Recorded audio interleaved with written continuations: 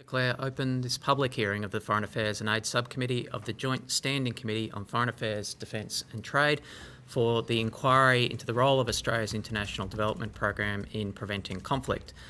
I'd like to begin by acknowledging the traditional owners of the land on which we are meeting and on which each of the committee members are joining us from, and pay my respects to elders past and present. I also acknowledge the cultures of any Aboriginal and Torres Strait Islander peoples present with us here today.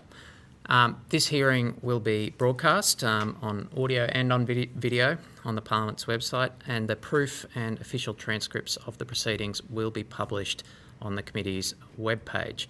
I now welcome representatives from Save the Children and Care Australia to give evidence today.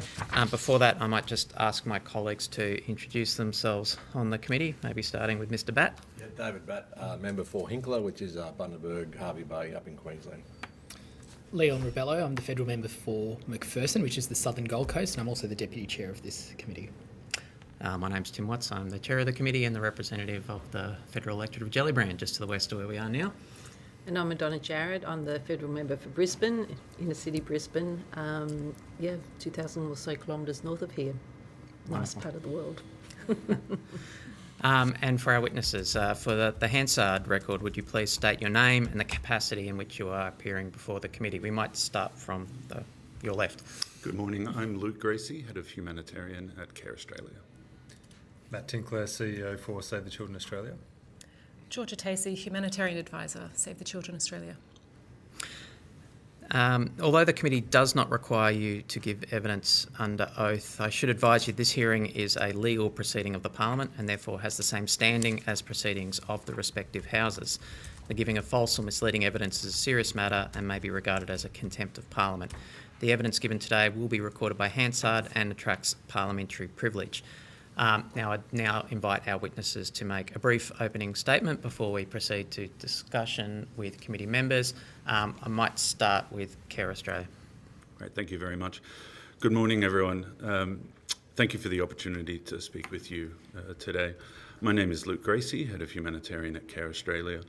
Care works in over 120 countries globally, supporting women and communities affected by conflict, climate, and fragility. The current global context is quite stark. We are witnessing the highest number of state-based conflicts since 1946. 1 in 6 people globally are exposed to conflict, and at the same time, we're seeing globally humanitarian funding contracting. These trends, unfortunately, are not distant. They affect Australia on a day-to-day basis.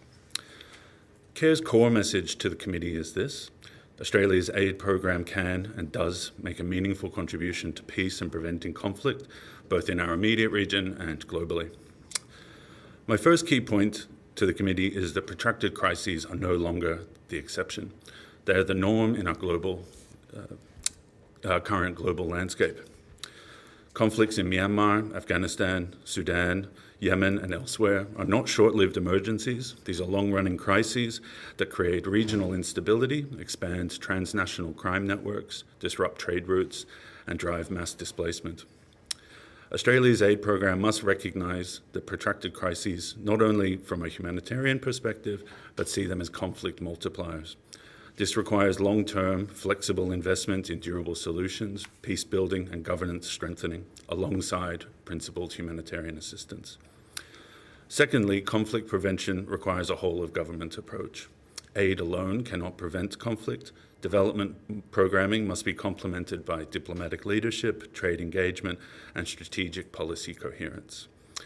We recommend elevating conflict prevention within DFAT as a core strategic objective, strengthening diplomatic capacity to lead regional conflict de-escalation. Third, preventing conflict requires addressing root causes, particularly inequality and exclusion. In Enga province in Papua New Guinea, in the highlands of Papua New Guinea, CARE supported local peace dialogues that led to the surrender and destruction of weapons and drug production equipment. In Mindanao in the Philippines, our work has supported warring tribes to reach local peace agreements and establish conflict resolution mechanisms. These examples demonstrate that conflict prevention is not abstract. It is practical, community-driven, and achievable when local actors, particularly women-led organisations, are resourced and trusted. We recommend that Australia leverage the Civil Society Partnerships Fund to support women-led organisations engaged in peacebuilding and establish a flexible peacebuilding fund to enable sustained local conflict prevention efforts. In closing, Australia has both the capability and the credibility to continue to play a leading role in preventing conflict in our region and globally by recognising the reality of protracted crises, adopting a coherent whole-of-government approach, and investing in women's leadership and inclusive peace building. Thank you, and I look forward to your questions. Thank you.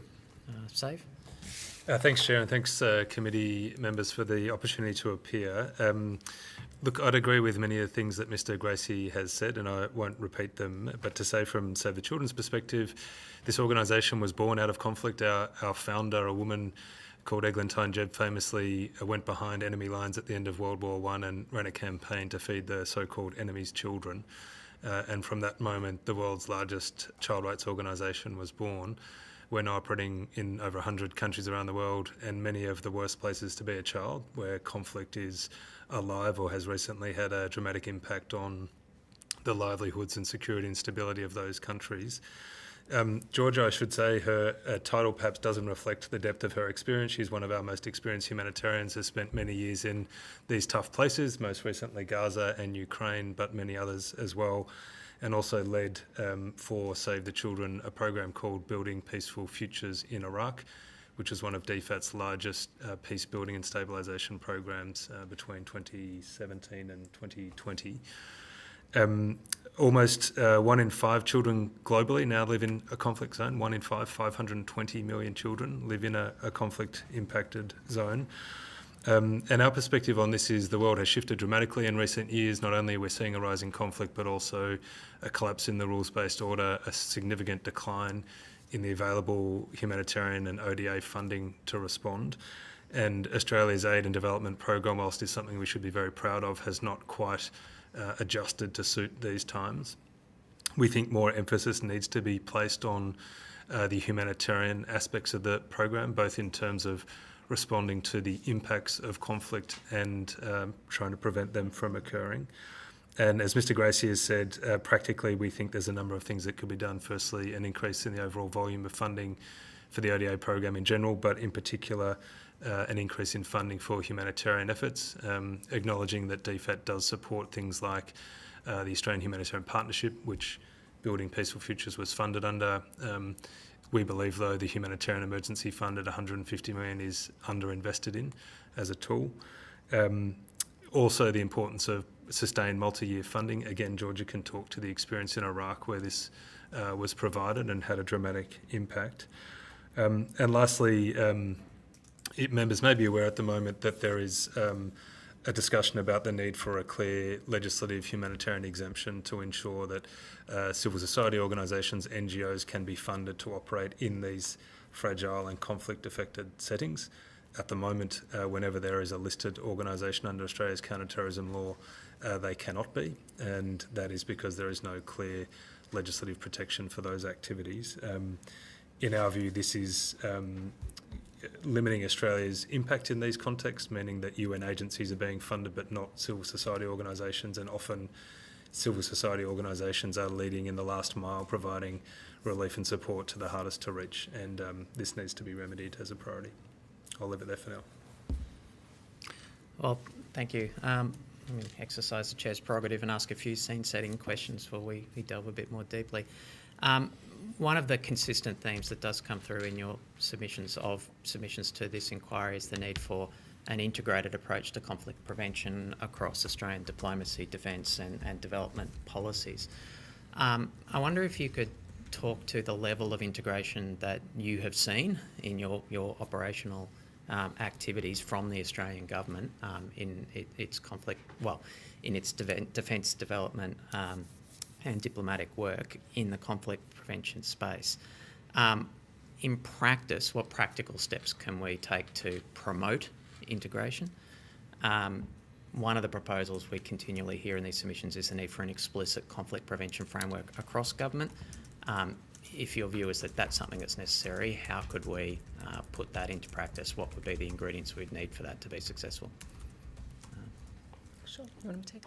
Yeah, so I can definitely speak to the integration piece. As Matt mentioned, working on the DFAT-funded BPF program, and then going straight into Ukraine and Gaza running US-funded programs, very large scale, 90 million US, 30 million US. I would say that the Australian program that we were running was punching way above our weight. And I have spent the last 5 or 6 years preaching to other big donor countries, which you can imagine the US government really appreciate, me telling them what the Australian government have been doing much better than them. And that was about truly integrated programming and not being dogmatic about what sectors that you want to support. So something that worked really well about the Building Peaceful Futures program was saying the Australian government said, what do these people need to survive this immediate the aftermath, and what do they need to thrive? And we had our Australian Humanitarian Partnership partners come together and say these are the 10 things that they need to get through the next 5 to 10 years in a meaningful way. And Save the Children can do these 5 sectors, CARE can do these 3 sectors, NRC can do this, HI can do this, and acting like one machine instead of a group of subcontracted agencies.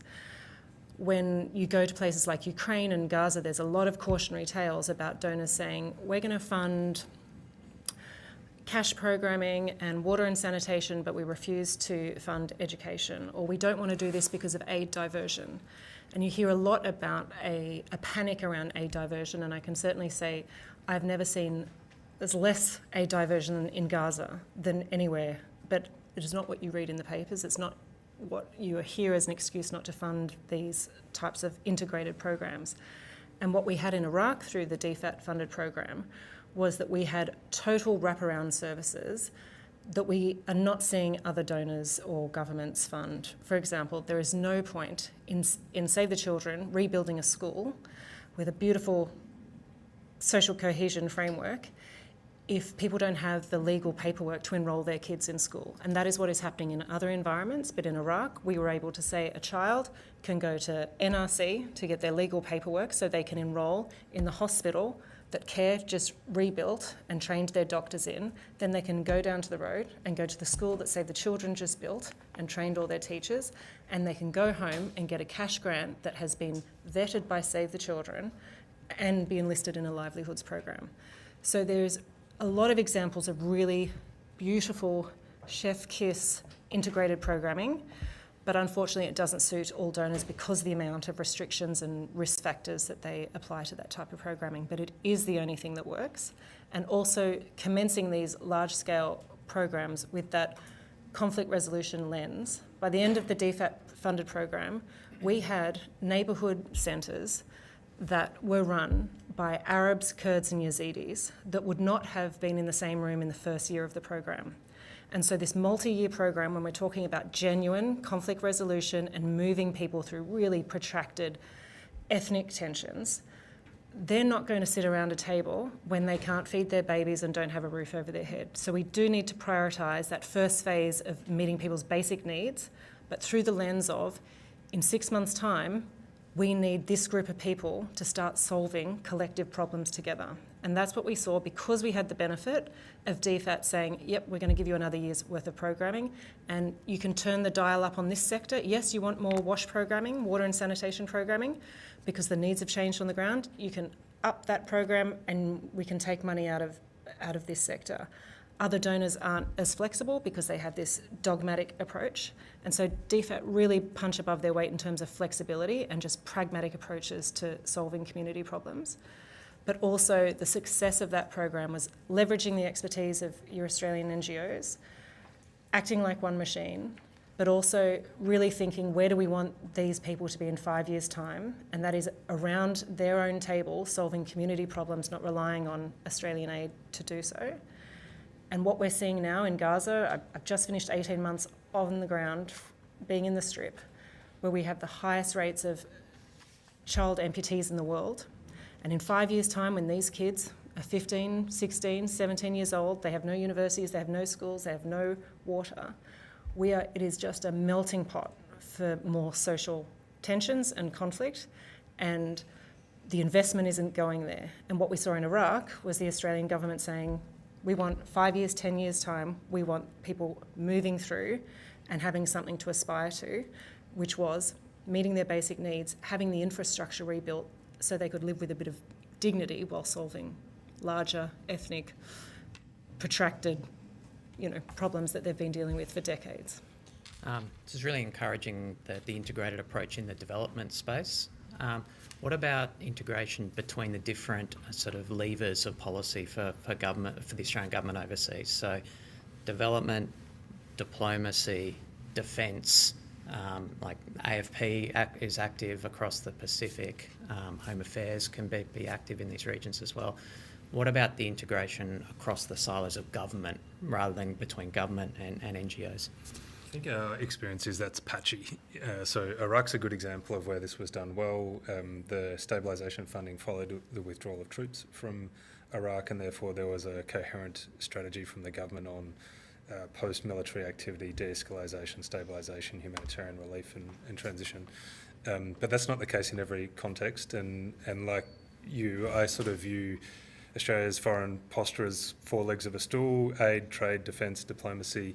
And if one of those is out of balance, then the stool's wobbly, and aid is perennially, I think, underfunded and under-indexed in that equation.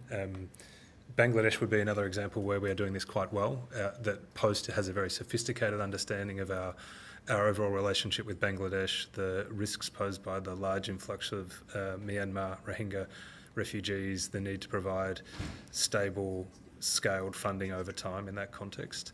But in many other parts of the world, it very much feels like aid and development funding is an afterthought. If you go and visit Post, there is not a priority on this at a ambassador or a high commissioner level. The aid program is seen as a sideshow to the main game of trade and diplomacy, or defence or security. I think to your question, that suggests a lack of policy coherence here across Australia's posture, and more, detailed strategic guidance on how this should occur in practice would be very welcome from our perspective. Yes, from my side, we would echo those points of view. I think that there could be opportunity around, with the elevation of conflict prevention as a cross-cutting focus within DFAT, whether that is higher level objectives, indicators, reporting indicators for programming. How could that be utilised? I would agree with Matt. We have seen it patchy. There are some areas, in particular, yes, I would say Bangladesh, where we do see that integration working really quite well. But I think that can be quite individualised. I don't necessarily see a structured or systematic way for that integration to be occurring,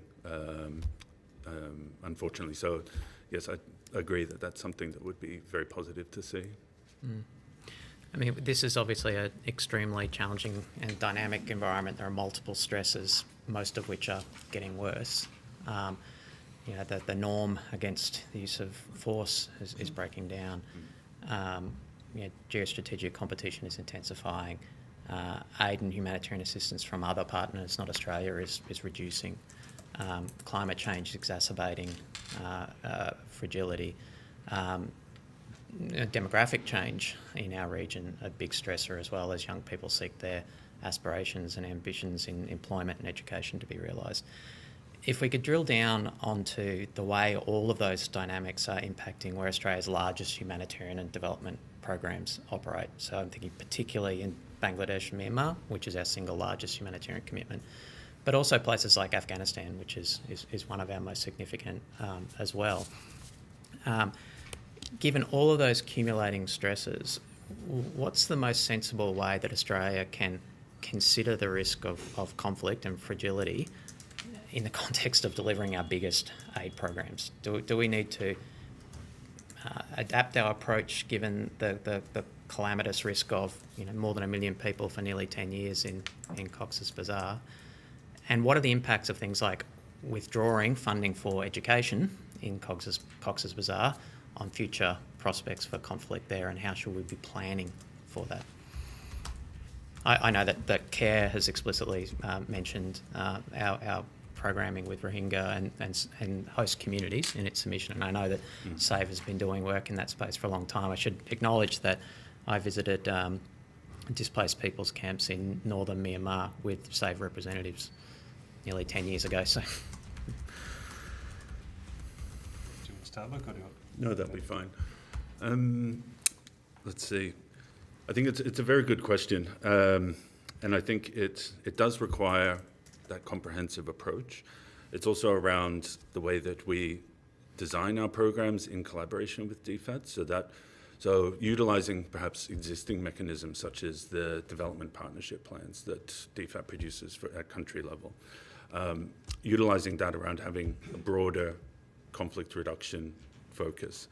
In a place like Cox's Bazar, I mean, you have teenagers who have spent effectively their whole teenage life in a place where they are unable to have permanent structures, permanent tents, very limited education options. And that does create the ingredients necessary for social tension as well as criminality, etc.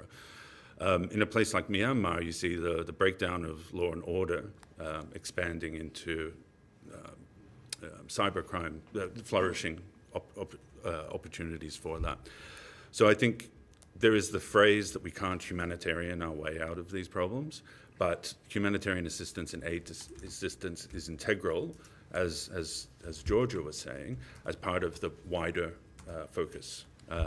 Also providing longer-term kind of forward-thinking designs. So as you say, Bangladesh and Myanmar are currently Australia's largest investments. They do have a 3-year strategy alongside them, which I think is a really strong development. That enables you to have that longer term point of view.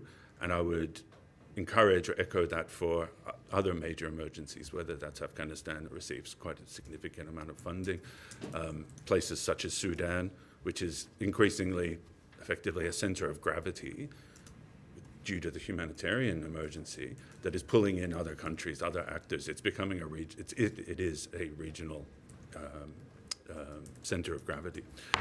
I would leave there and pass to my colleagues. Yeah, I think about this in terms of Australia's relative role in the aid and development context, and we've touched on this, but you know, the US was representing almost a third of global development funding, and that was ripped out overnight. Not only that, the US is now placing very stringent conditions on its spend around diversity and inclusion, gender, family planning, which means many organisations can no longer receive the funding that's left. So if you think about that, in our region, the US wasn't the dominant actor, but it had a big influence. So Australia's relative influence and importance just dramatically increased. Australia's weighting over the years in its aid and development funding has bent more towards things like infrastructure over recent times, partly in competition with other donors like China, which are investing heavily in this space. And that comes at the expense of investments in human capital. And these are the things that really, at the end of the day, go to genuine conflict prevention. So George's examples around the importance of education, girls' education in Afghanistan, livelihood support, legal assistance for people to be able to document their identities and lives, local governance structures to allow people who had been in conflict to share decision-making authority and have confidence around how the community rebuilds itself. My concern is that in Australia there's relatively small pie if it's divided up in too many different ways and too few of those are focused on human capital interventions that we know works here, then we won't get the kind of results that we are aiming for. And it also needs to be, as Georgia said, flexible and sustained over time. It's no good just to provide, you know, a sugar hit of humanitarian funding for a year. It needs to be sustained over multiple years to have any real impact and ability to hand over to genuine community-led delivery going forward. Mm-hmm. I'm going to just ask one more question before I hand to my deputy. One of the consequences of conflict being at the highest rate around the world since the Second World War at the moment is that a vastly larger proportion of our development and humanitarian assistance will be delivered in either conflict-affected or conflict at-risk environments. The SAVE submission highlights the importance of the need for this humanitarian exemption, or a legislated standing humanitarian exemption across Australia's sanctions and counter-terrorism financing frameworks, including the Charter Act, Autonomous Sanctions Act and relevant criminal code provisions. Can you inform the community what the impacts of the absence of an exemption like that is in the practical work of delivering humanitarian assistance in jurisdictions like that are sanctions affected, like Myanmar, like Afghanistan? This has been an issue of interest to the committee for some time now. It's an issue that the committee has grappled with in previous inquiries. And if you could update the practical impact on the absence of such an exemption, and any progress that has been made or not on remedying that situation.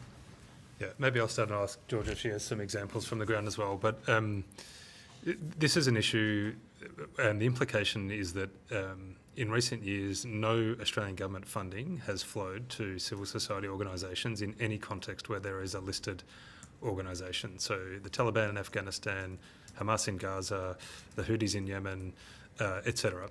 So where there's sanctions applied or a listed organisation.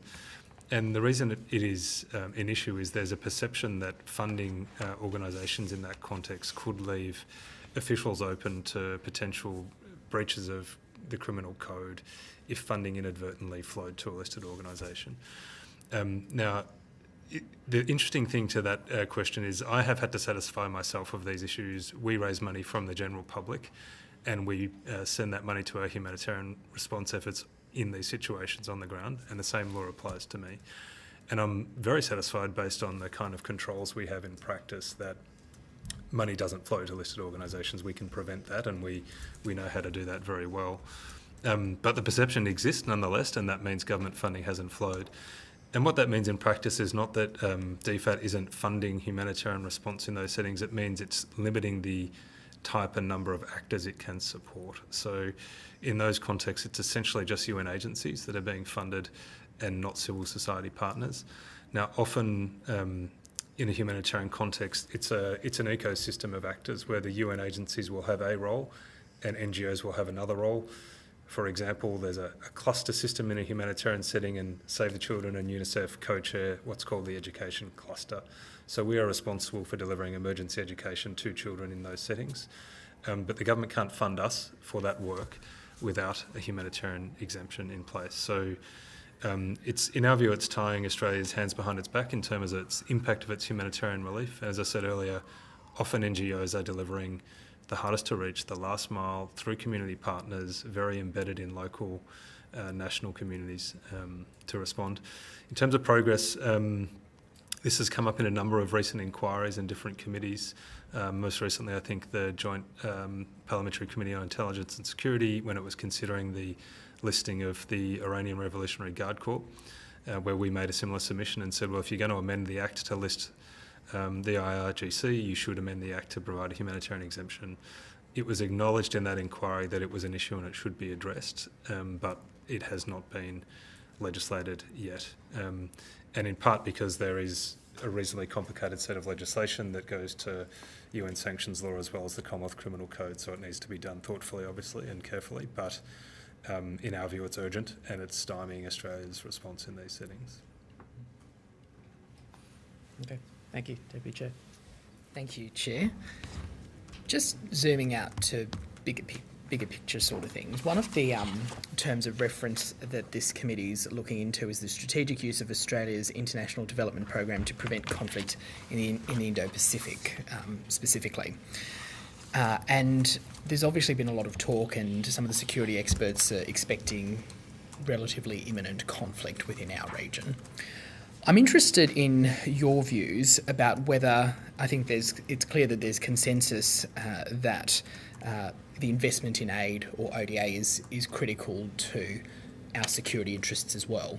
So I'm interested in your views about whether that remains the case as a short-term tool as opposed to a long-term tool, or whether as any government has to make a decision in relation to priority of expenditure between defence and aid and other things.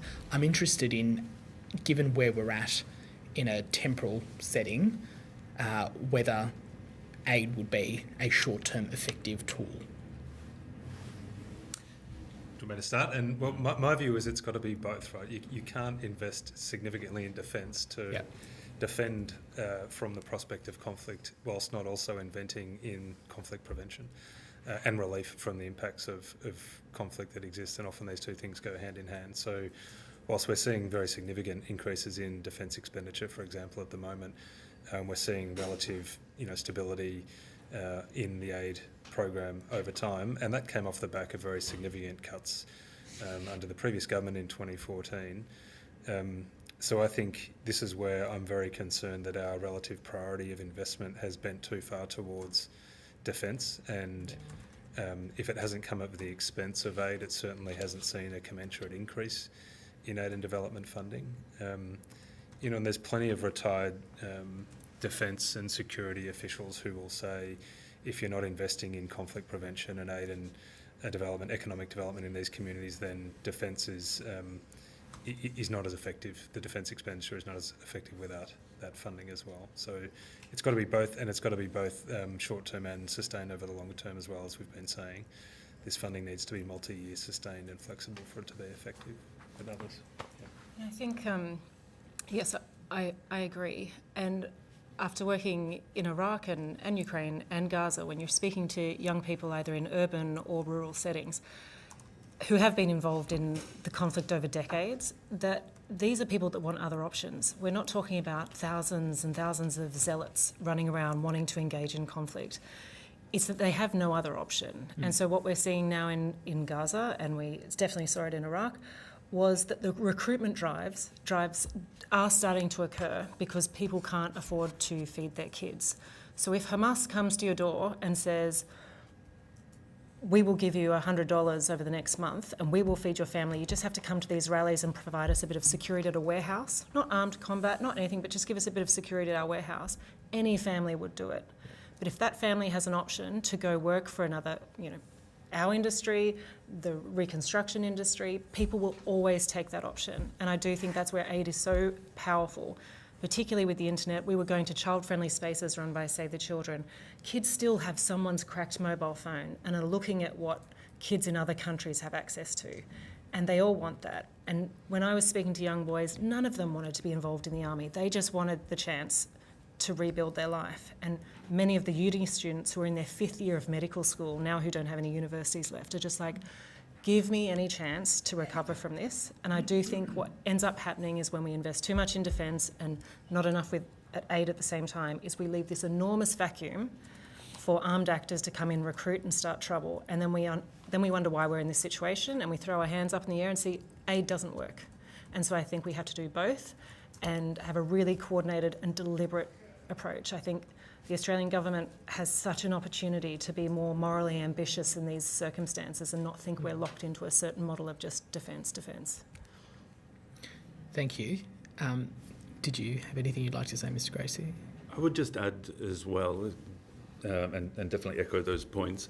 I would add around, I think we should also recognise the limitations of aid, but also the value add that it provides, and particularly the work of organisations such as Save the Children and CARE.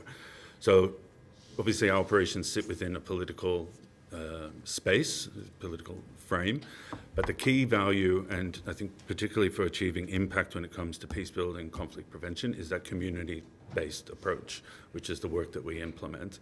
So not necessarily engaging at national political level, but it's that broad-based community engagement, the direct one-to-one engagement with teenagers, community members, etc., that can provide that core value that I think should be a key part of Australia's aid delivery program. Thank you. Thank you. And just, I've got 2 more questions, if that's okay. I think this is one that especially the politicians in the room can really relate to. Both of your submissions relate to the increase of ODA expenditure.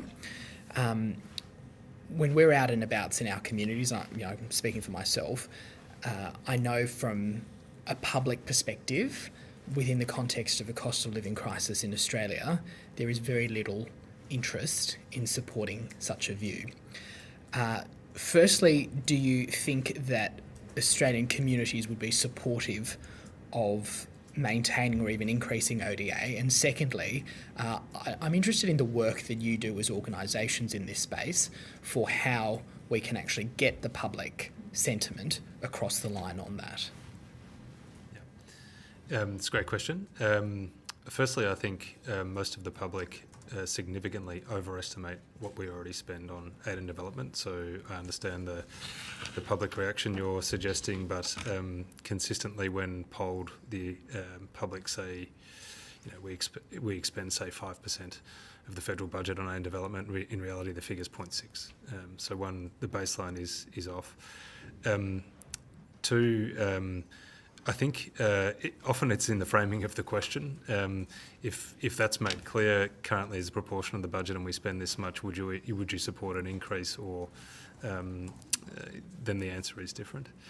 In terms of what we are doing to try and build that, telling the story of our work is critical. Often that isn't funded by government as part of the program funding we get, so it's something we have to supplement with organisational funding we raise from other mechanisms, but it's still a very important task. And conveying the impact and measuring the impact effectively is part of that. So showing that the return on investment is significant, it's measured and it's impactful. Just on the one thing I want to mention to all of you as parliamentarians is one thing we've been trying to do to shift parliamentarians' understanding of this is run a program called the Australian Regional Leadership Initiative for the last decade. Tim mentioned his trip on as part of that program. The offer is there for all of you to participate in one of those programs and see firsthand the impact of Australia's aid program. There was a delegation last week in Papua New Guinea where 5 members of Parliament went. We'll take a delegation to Timor-Leste in July. We've now taken delegations that have touched over 80 members of Parliament. Our view is when people see this firsthand for themselves, the experience is transformational. Members of Parliament have said to us that it changed their perspective and changed their lives, the experience of seeing these programs up close. So I'd really encourage all of you to take that opportunity as well and see these programs up close. Granted, we can't do that for every Australian, but our ability to convey that experience and tell that story is super important in my view in helping to shift them. And I do think the fact that Save the Children and CARE, we do support children here in Australia. So it's not either or. Like, we are serving the most disadvantaged children in Australia as well. And I think myth busting that the amount that we spend in ODA versus what we spend domestically as well is a powerful story. That it is not to the cost of Australian children or Australian families that we're investing in ODA. But I do acknowledge, as someone that works in international aid, it's tricky not to reinforce negative stereotypes or tropes and the dog whistle to, oh, well, it'll stop immigration or it will do this, to be able to support a positive message that doesn't reinforce negative stereotypes. I just want to acknowledge it's tricky, but I do think there's a lot of myth busting that can be done easily. I know if I was speaking to my family and friends, they would have no idea what we spend on ODA, but they would probably think that their own public school needs a bit more help or their own public hospital needs a bit more help. But I think if we put the figures in front of them and said, do you think we should be reducing this? The average Australian would be like, oh, well, no, that doesn't sound like a lot. But I do think there's some myth busting that needs to get done. Sure. Yes, I would just highlight also that I think it's important around the way that we frame the conversation as well. And as representatives of the aid sector, we would look to partner with parliamentarians around that, how we are framing the conversation. Yeah. And also for us to be better at the communications and the impacts that our programming is making as well. There's a lot of work that goes into that, but I think there's clearly more work to be done there. Thank you. And the final question, specific to CARE. So in your submission, you recommended the establishment of a new ambassador for the protection of civilians and humanitarian personnel. I was just wondering if you could provide some context about that and what that would achieve as well. Yeah, no problem. Yes, so particularly over the last few years, we've seen the elevation or the creation of several of the ambassador roles within DFAT. So First Nations policy, gender, climate, etc. And we do see this as a impactful but also a meaningful investment. That's not an enormous investment, but does elevate those conversations and provides leadership within DFAT and also a key representative to the civil society, but also the public, as well as the Australian Parliament as well. So Australia has made, or should be very proud of its leadership, particularly over the last several years, around the Global Declaration on the Protection of Humanitarian Personnel. That was very much led by Australia with a number of other like-minded member states. That's been very successful. I believe it had almost 100 signatories and is continuing to grow. Within that, Australia's, I believe, also played a role in challenging some of the more old-fashioned or outdated perceptions of what protection of civilians is, and the use of seeing civilians as passive recipients or passive victims of violence, rather than utilizing a more progressive approach of what is the work involved, either through trade or aid or defense or security operations, to keep people safe. And that has been a change in dialogue over the last 5 to 10 years, and Australia, I think, has played a role in that. So the creation or elevation of this ambassador level, I think, would continue to build on the leadership that Australia has provided with the declaration, also to keep that going, not lose any gains that have occurred there, as well as having that more nuanced and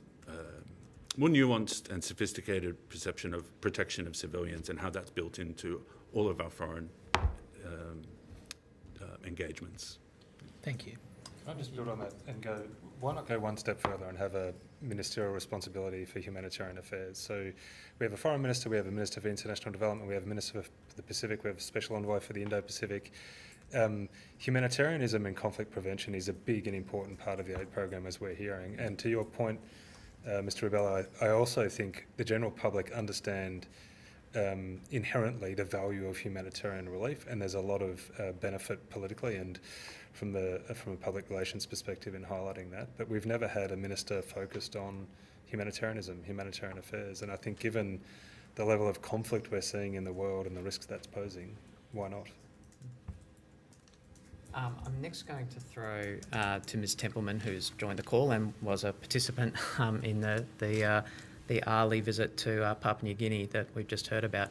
But before that, if I might just speak to my experience on ARLI and in this context. When I was in Rakhine State in northern Myanmar at a school run by Save the Children, I met with children who had never had any formal education. Rohingya children never had any exposure to formal education until they attended a school funded by Australian aid, delivered by Save the Children. I met a small girl who very proudly told me in English she'd learnt for the occasion that school life is my best life. You know, you can do a lot of impact evaluations, but a sentence like that has an impact all of its own. One of the things that was very clear to me, though, in that school was that this was a community-embedded aid program. So the teachers were from the local community. The providers were from the local community. It was very embedded in the local community. This wasn't an international bureaucracy delivering something. This was embedded in the community on the ground. Can I just ask the representatives on the giving evidence, what is the evidence of the importance of community-embedded humanitarian and aid delivery in post-conflict zones and in the prevention of conflict as a first principle? How important is that kind of inclusive model? And then secondly, what are we losing by not having the kinds of humanitarian exemptions we were talking about earlier and effectively preventing Australian NGOs from providing those kinds of education-based, community-embedded services in those environments? Yeah, so I can talk to the importance of it. I mean, I can't think of any environment that Save or Care are not applying that model of using people from the local community to run our programs. But it is not just, for me, it's about two things. It is both using local staff, people from the community, to inform the design of the program to make sure it is really needs-based and not a design that was worked on someone's desk here in Melbourne, sent to a donor, and then we're going to roll out in some third country. Really having qualified, experienced people telling us what is required is make sure that the program is actually needs-based, but it also provides us with an enormous amount of protection at a community level, particularly in high conflict zones where we are walking targets, Gaza being one of them, to have trained psychologists running our child-friendly spaces and education programs, designing that, running that, coming back to us saying, you know, this is not going to work, this model that we're using from X, Y, and Z, we've redesigned it, this is how it's going to run. Not only makes it appropriate for children and families, but it provides us a level of protection in the community because they can see that it reflects their genuine needs, and that the community leadership take us more seriously. So for us, it's a bit of a no-brainer, and I can't think of an environment that we're not doing that in. But from a policy stance, I don't have. Yeah, I mean, that's right. I mean, there's a saying within our sector that all of our work should be as local as possible and as international as necessary. And that's really, I think, built into the DNA of our designs and whatnot. Also, I think that local embeddedness and that local acceptance is also just essential for success. So if we are, say we're talking about peace building, that could be community, social groups, ethnic groups, tribal groups, etc. We are trying to change or work with people where you would have multi-generational disputes, or in a place like Afghanistan, working with community leaders and community elders to push and also instill gender equality.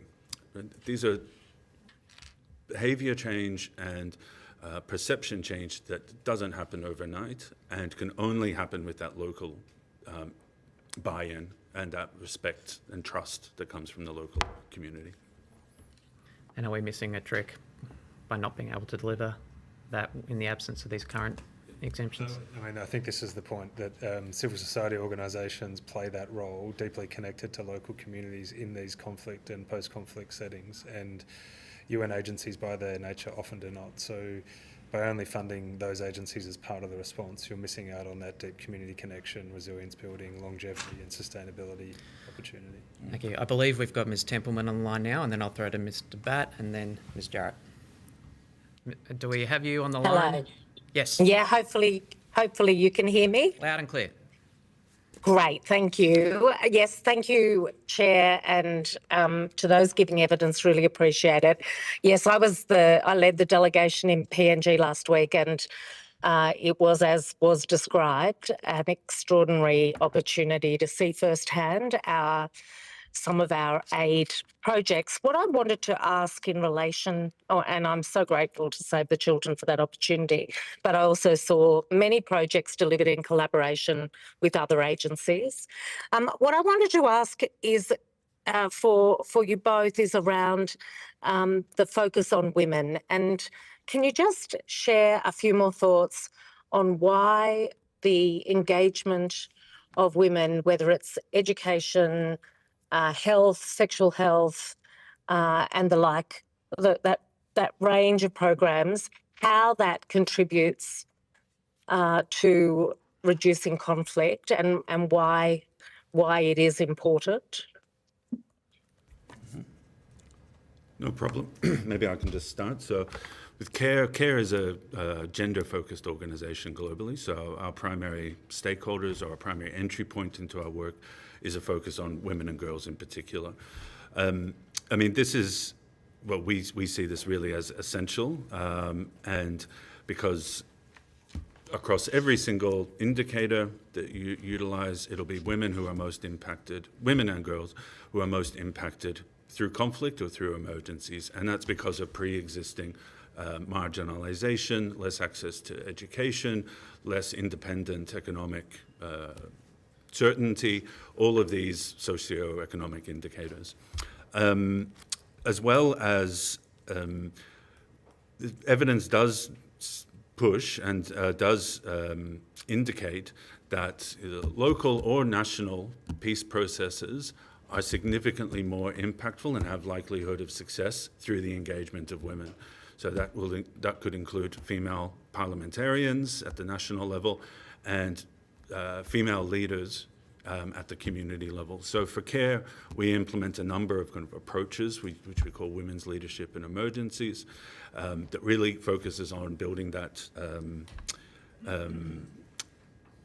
capacity, that trust, that relationship with women at the local level, and then we do see kind of peace, but also development dividends following that as well. So I mean, so violence against women is the most endemic human rights violation globally. It happens every single day, and it's the most common human rights violation globally. So we see that really as our key stakeholder within our work. Yeah, and I think particularly women and girls in conflict situations are left with a lot of the burden of raising the family. And so even though men play a very dominant role in recovery, it's usually around the security end of community. So the men are focused on securing displacement camps, making more leadership decisions, but women are running the household. Women are in charge of what nutrition children are getting. They're in charge of the household income, so where that money goes. So we often focus on women with livelihood projects, because I don't have the stats with me, but CARE did an amazing report on projects run by women tend to be more successful in terms of long-term income generation, and they're more inclusive. So women's savings groups, and the pressure on particularly young girls that we saw both in Iraq and in Gaza. We have young girls that if there is a choice of who gets to stay at school when money is tight, boys stay in school, girls take on caring roles much earlier. Female-headed households, we have had so many families that lost both parents in the war, were put in foster care homes, both foster parents killed, for the third time going through 3 lots of foster families. And we have 9 and 10-year-old girls running households with 8 or 9 kids each. And so they are then in charge of the education, the health, the longevity of these families. So there is a lot of decision-making that are put on women. And I think we know the evidence says that when you give these women and young girls chances and opportunities and income, they tend to make the right decisions for the family. Thank you. Thank you. I've just come from a disaster resilience emergency management sort of background before I come in this year, and a lot of the response and recovery side of things is very much inside a box. You've got to tick a box to be able to get that funding. Yeah. And it's annoying. So it was really positive to hear that it is getting like from what your point of view that you said, Ms. Stacey, that the flexibility of the funding that you're getting. From that though, you're in the recommendations from both of your areas, you talk about expanding flexible multi-year funding for protracted crises to enable early action, and also from CARE, it was to do with a new flexible peacekeeping fund. So both of them about flexibility in different ways. So if it's already seems to be like it's going pretty well, can you just give me a bit of a rundown on what more you're looking for that flexibility part, and also the flexible peacekeeping front from both of you? That'd be great. Well, certainly just to acknowledge that to maintain the flexibility. So when you have different policy priorities, there may be a tendency for a government to say, oh, we're going to throw all our weight behind education or just behind housing, but to, I guess, maintain the priority of keeping everything flexible about what that particular country and community need in terms of response to this crisis. But in terms of what we'd want to see more of is that flexibility of over multiple years, and that was quite unique to this particular project, but it wasn't necessarily the norm for DFAT. So we'd want to see that continue, because I don't think there was enough acknowledgement of the success of that program was highly dependent on how long the Australian government stayed engaged with the government of Iraq to see that through. But I'll hand over to Karen. No, thank you. Yes, so consistently, when it comes to the evaluations and reviews of Australia's, at least humanitarian investments, recently there was an evaluation of the Australian Humanitarian Partnership, which is the primary funding mechanism for NGOs such as Care and Save the Children. That, as well as the recent OECD review of Australia's aid, consistently highlight that multi-year approach, as well as maintaining that flexibility. So, particularly that's the case in conflict environments, because it is such a unstable environment. You need to have strong conflicts analysis at the start, but then programming that allows you to pivot and to relocate, etc. So having that flexibility is very useful and creates more positive outcomes. As Georgia mentioned, I think we had, so CARE was also involved with the Iraq program, and we did have that flexibility. I would say that's not necessarily always the case, so we would encourage that to be there. Just in regards to the peace building fund recommended by CARE Australia, I think if the Parliament as well as DFAT are serious or committed to expanding further into or strengthening the peace building work we're doing, or the conflict prevention, there does need to be commensurate funding allocations there. So the establishment of a peace building fund that would focus on localized, realistic, practical, community-led operations, both in our region and more broadly, having that fund for organizations to apply into would create a lot more certainty, as well as longer sustainability of those programs. And I would say, Tim, you mentioned earlier whether the government would benefit from having a more broad framework for, conflict resolution and prevention. And I would 100% agree. When you've got this many partners, having a common language and common objectives to describe the impact that we're making and making sure that everyone's moving in the same direction, I think is super critical. That it's not an afterthought, that it's built into design, and that we can all demonstrate that we're working towards common objectives, because that's the hard thing when you're comparing evaluations, different language, different emphasis put on different types of peace building, which that's a whole industry in and of itself. I would highly recommend getting some level of minimum standard, so at least the government can evaluate the effectiveness. I'd be very interested in delving further into that, but I promised Ms. Jarrett we'll give her the call. And we're running up on time. Thank you. Thanks, Tim. Please. Thank you for being here and sharing your background and experiences. I just want to pick up on a couple of things. With the exemptions for the sanctions that we talked about, is there any other country that has these exemptions, and are there, can you point us in directions where we could learn to maybe help with the progress? Yeah, most of the thinking. jurisdictions have an exemption or a licensing regime. A licensing regime. So the exemption usually takes the form of a defence to any offences under the relevant acts, so breaches of sanctions law or counter-terror laws. But some jurisdictions have a licensing regime. Our preference is an exemption or a defence because it's consistent. It doesn't require any action on behalf of the government or civil society for a particular context, whereas a licence requires the minister or, in the case of the US, I think it's the Treasury that does it, that essentially licenses activity in a certain context where it would otherwise be a breach of that law. So Australia is one of the few jurisdictions that doesn't have, in our view, an adequate approach to dealing with this tension between preventing money flowing into the hands of listed or sanctioned entities on the one hand and legitimate humanitarian activity and relief on the other. And I would really encourage you when you're looking into that to speak with agencies like ours to show you the amount of controls we have at a country level, because I know the major concern is risk of aid diversion. And I would argue that I spend a disproportionate amount of my time making sure that the powers that be know that we've got all these controls in place. There are so many, and it is, out of all the things I worry about whilst being under active drone attack, aid diversion isn't one of them. It is not the problem that we think it is, and I think if the government had visibility over all the controls we have in place, that the risk appetite wouldn't be what it is. So the controls need to be at the community engagement level, not at the department level? All levels, yep. Okay, thank you, appreciate that. I just wanted to pick up on the gender approach. It's something that's very near and dear to me.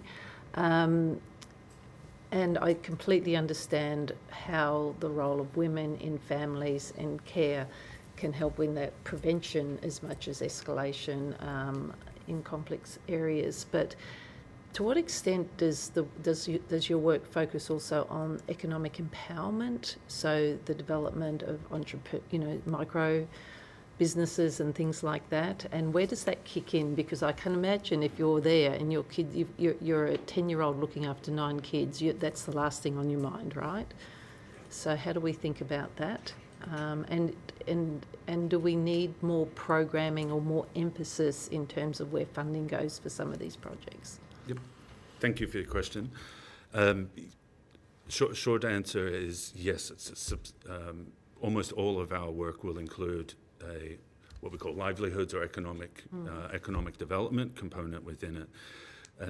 We do see, this is a very broad statement, but the vast majority of protection-related concerns that people face, whether that's children being taken out of school, skipping meals, transactional sex, all sorts of negative coping mechanisms, the vast majority often occur due to economic issues. That's not always the case, but economic distress in these environments leads to those protection issues. So the substantial amount of our work is involved in that, in either directly after an emergency, we can provide cash assistance to people. We have very strong systems in place for that, either cash, physical cash or electronic cash for people across the entire spectrum to more longer-term skills development, jobs training, etc. I think part of the rationale for discussing protracted crises in our submission kind of so extensively is that I do think we need to also change our perspective away from a kind of binary approach to development programs and humanitarian programs, where the reality is that the majority of emergencies and displacement are protracted. We're going on 10 plus years, etc. So even in, I worked with Jordan in Iraq as well. At the same time that we had very significant emergency operations in Mosul going on with aerial bombardments, etc. A couple of cities over, we're actually providing vocational training to adolescent girls to get out, for economic development opportunities. So we don't need to have this binary approach, and maybe connecting with the flexible funding we were discussing, having that flexibility, having that open mindset from DFAT or the Australian government allows us to have that more nuanced approach in our work. Thank you.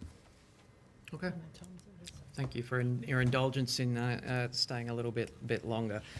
Thank you for your time today. If you've been asked to provide any additional information, including questions on notice, please forward it to the Secretariat by Tuesday, 7 March 2026. Please note that responses to questions on notice will be published on the website as submissions to the inquiry. You'll be sent a copy of the transcript of your evidence to assist you with answering questions taken on notice today, and you'll have an opportunity to request corrections to any transcription errors. Thank you for your appearance here today. Thanks very much. Thank you very much.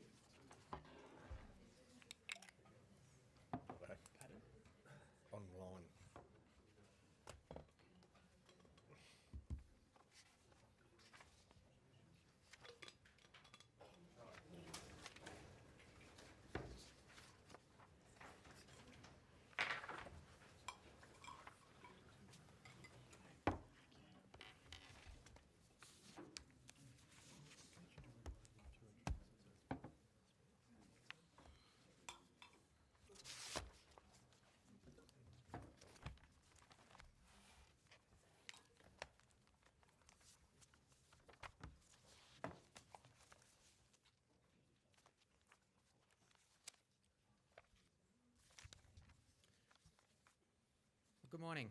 I now welcome representatives from World Vision Australia, World Vision International, Australian Red Cross and the International Committee of the Red Cross to give evidence today. For the Hansard record, would you please state your name and the capacity in which you're appearing before the committee? We might start from the left of the table. Mr. Andrew Kobolinski, Policy and Political Affairs Officer at the International Committee of the Red Cross Mission in Australia. Alex Matheson, Executive Director for the Australian Red Cross for International. Oliver White, Government Relations Lead, World Vision Australia. Dilshan Anuraj, Associate Director for Peacebuilding Programming with World Vision International. Well, thank you all for your attendance. Oh, and sorry, we have one more person online. Apologies. Thank you, Chair. Eve Massingham, Legal Advisor for Australian Red Cross. Apologies. Thank you. Now, for the benefit of all witnesses, although the committee does not require you to give evidence under oath, I should advise you this hearing is a legal proceeding of the Parliament and therefore has the same standing as proceedings of the respective houses. The giving of false or misleading evidence is a serious matter and may be regarded as a contempt of Parliament. The evidence given today will be recorded by Hansard and attracts parliamentary privilege. I'll now invite you to make a brief opening statement before we proceed to discussion. We might start with representatives from the Red Cross and then move to World Vision. Thank you very much. I'd also like to acknowledge the Wurundjeri people of the Kulin Nation and pay my respects to elders past and present and any Aboriginal and Torres Strait Islanders joining this inquiry. Thank you for the opportunity to appear, and I'm here as a colleague Eve Massingham, who's our IHL legal advisor, and Andrew from ICRC, who I think also has a couple of opening remarks as well. So the International Red Cross and Red Crescent movement is a neutral, independent and humanitarian network. We're active in communities worldwide in times of conflict and peace. It has three key parts. It's got the International Committee of the Red Cross, it's got the International Federation of the Red Cross, and 191 national societies, including us, the Australian Red Cross. So our work is guided by the Geneva Conventions and their additional protocols. The movement was born out of conflict. Our founder, Henry Dunant, visited or saw a battlefield in northern Italy, Solferino, and the issues faced by war wounded on the battlefield, and that's where the movement came from. The Australian Red Cross was born into conflict in 1914 at the beginning of the First World War. So our joint submission draws the movement's long experience working in armed conflict. Every day we've got Red Cross, Red Crescent people on the ground, volunteers, staff, alongside communities working to alleviate suffering regardless of nationality, race, religious belief, class or political opinion. And to illustrate this, I'd like to draw on a national society, or sister national society, the PNG Red Cross, who were mentioned earlier. PNG was mentioned earlier, and Miss Ada Kennett, who's a volunteer from Bougainville, was recently recognised globally for her work in restoring family links, which is reconnecting families separated by conflict. Her dedication to families with missing loved ones reminds us of the profound impact compassion and resilience can have. By sitting alongside families, providing psychosocial support and accompaniment, she demonstrates the vital role national societies play in fostering social cohesion, building trust and supporting communities. Today, conflict is increasingly protracted, fragmented and complex. Humanitarian needs are rising while respect for humanitarian norms are under pressure. In this context, Australia has a vital role to play in preventing conflict. And we see four priorities: commitment to international humanitarian law, predictable and flexible funding for humanitarian actors, investment in preparedness, and keeping people at the centre of decisions and action. Humanitarian action cannot resolve conflict. That's the responsibilities of states and parties to conflict, but it can reduce suffering and help create conditions where peace is possible. So on behalf of Australian Red Cross, thank you for inviting us to this and look forward to your questions. I think, yep. Chair, committee members, thank you for the opportunity to appear today on behalf of the International Committee of the Red Cross, the ICRC. The ICRC supports and echoes the statement of our partner, the Australian Red Cross. The ICRC is a neutral, independent organisation whose exclusive humanitarian mission is to protect the lives and dignity of victims of armed conflict and other situations of violence and provide them with assistance. The ICRC endeavours to prevent suffering by promoting and strengthening international humanitarian law and the universal principles. And, as mentioned by Alex, in partnership with the wider Red Cross, Red Crescent movement. Investment in humanitarian action is not peripheral to conflict prevention, it's foundational.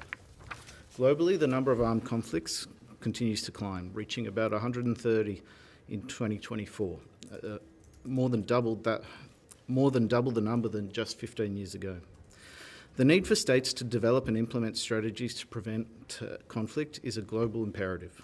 The ICRC commends Australia for exploring this topic as a pillar of its foreign policy. Humanitarian work strengthens communities and can facilitate dialogue between parties to conflict and contribute to an environment more conducive to peace and preventing future conflicts. Unfortunately, humanitarian needs have outpaced available resources. Predictable, multi-year, flexible official development assistance enables organisations working in the humanitarian field to undertake early action, reduce vulnerability, strengthen local institutions, and address the underlying drivers of fragility. Strengthening these capacities enables societies to better manage humanitarian consequences of conflict and rebuild trust between communities and authorities in which violence is less likely to recur. The need for states and non-state armed groups to respect international humanitarian law and other protective norms is also key. How conflict is fought, how civilians are protected, whether detainees are treated humanely, and the way essential infrastructure is respected lays the groundwork for future peace and reconciliation. Globally, we need to make compliance with international humanitarian law the norm. For these reasons, investment in humanitarian action must be a core pillar of any future Australian conflict prevention strategy. However, we emphasise that humanitarian action is not a substitute for political solutions. Indeed, humanitarian action cannot replace political action. ICRC commends Australia for the Declaration for the Protection of Humanitarian Personnel and its desire to respect international humanitarian law. Suffering witnessed in war zones is not inevitable. With strong political will, we can close the gap between law and the reality on the ground. The ICRC looks forward to discussing with you today. Thank you. Throw it to World Vision. Chair, members of the committee, thank you for the opportunity to appear today. World Vision works in nearly 100 countries, including fragile contexts across the Indo-Pacific. And our experience is clear. Conflict rarely begins at the national level. It begins locally, when grievances go unresolved, when young people lack opportunity, when trust in institutions weakens, and when climate-related shocks or displacement place pressures on the systems communities rely on to resolve disputes peacefully. We welcome the strength of Australia's development programme. Australia already invests in many foundations of stability, including livelihoods, governance, education, and climate resilience. Those investments absolutely do contribute to conflict prevention, and our submission builds on that strong foundation. However, we believe there is an opportunity to make prevention more explicit and measurable, particularly at the community level and in fragile parts of the Pacific where risks are highest. Conflict prevention is about reducing risks early and strengthening resilience. In many fragile parts of the Pacific, young people make up the majority of the population. Investments in their opportunity and leadership is one of the most effective forms of prevention. Prevention means strengthening livelihoods, supporting women's leadership, and working with trusted local actors, including faith leaders, so tensions are resolved before they escalate. In the Pacific context, climate stress can and is intensifying land and livelihood pressures. Strong communities ensure those shocks do not translate into violence. The economic case is also very compelling. Global evidence shows that for every dollar invested in prevention can save up to $16 in future conflict-related costs. Prevention protects lives and it also protects future budgets. We encourage 3 practical steps. First, explicitly recognise conflict prevention and peace building as key objectives within Australia's development partnership in fragile parts of the Pacific. Second, strengthen community-level approaches that integrate livelihoods, youth engagement, women's leadership, and build on the local capacity for peaceful dispute resolution. And third, embed practical prevention indicators and support local early warning capacity. In our view, this is not a new direction. It is a clearer expression of what Australia already does well. Thank you, and we look forward to questions. Thank you. I might just begin our discussion with a similar kind of broad scene-setting question as to the previous witnesses. I note in the World Vision submission that there's a recommendation for publishing a simple public model for conflict prevention linking diplomacy, defence and development. Can I just ask at a macro level, what are the benefits of making such a framework explicit? And how would that support initiatives for strengthening conflict analysis within and across government? Thank you for the question. So I think there's two parts. There's the calls, which were discussed earlier and are consistent across lots of submissions, for a coherent policy framework for government so that it can clearly articulate to partners and other stakeholders how development, diplomacy and deterrence work together, and how development is clearly a tool of statecraft in reducing conflict. And then I think there's the need to help the Australian public understand how its taxpayer dollars are being spent. I think everybody in Australia has a very sharp understanding of how defence and deterrence works and how our Australian dollars are being spent as a form of deterrence. But I think there's less understanding about the role of development, particularly as it relates to preventing conflict. So a clear policy framework, and then also investment in explaining this investment to the public would be very much welcomed. And this is something that civil society and NGOs can do in partnership with government and support. We obviously have large supporter bases across Australia. World Vision has several 100,000. So we, through our channels, can help explain and educate the Australian people that this is a critically important investment. It's in the national interest, contributes to a peaceful, stable region, and is therefore something that should be continued. There's obviously a deep experience and implicit expertise within DFAT on the drivers of conflict in specific contexts that we have a long history in, and specific regions that we have a long history in. Is the problem you're trying to address with this recommendation building clarity of intent, or is it trying to build a more integrated approach across government? Are you trying to drive alignment between the different spheres of government activity, or are you trying to make more explicit and better signal the intent of the development program in conflict prevention? I think it's both. As we acknowledged in our opening statement, the development program, there's a huge number of investments that implicitly and also explicitly contribute to preventing conflict. So investments in governance, education, livelihoods. We've discussed already how those things support efforts to reduce conflict and promote peace. But we think that more can be done in the explicit programming, particularly in certain countries in our region. So we would recommend a very targeted and focused approach. We see the value in those community-led interventions. So making that more explicit, more intentional, and also looking to measure that is one activity. And then there's the whole of government approach and having a more joined up approach.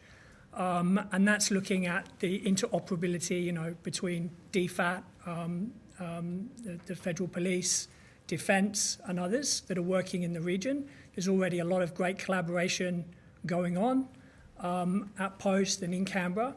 But just ensuring, as we've heard earlier, that there's a really clear framework, everyone understands the common goals, we're measuring success in the same way, and we find ways to bring those experts across government together so that they can collaborate across different departments.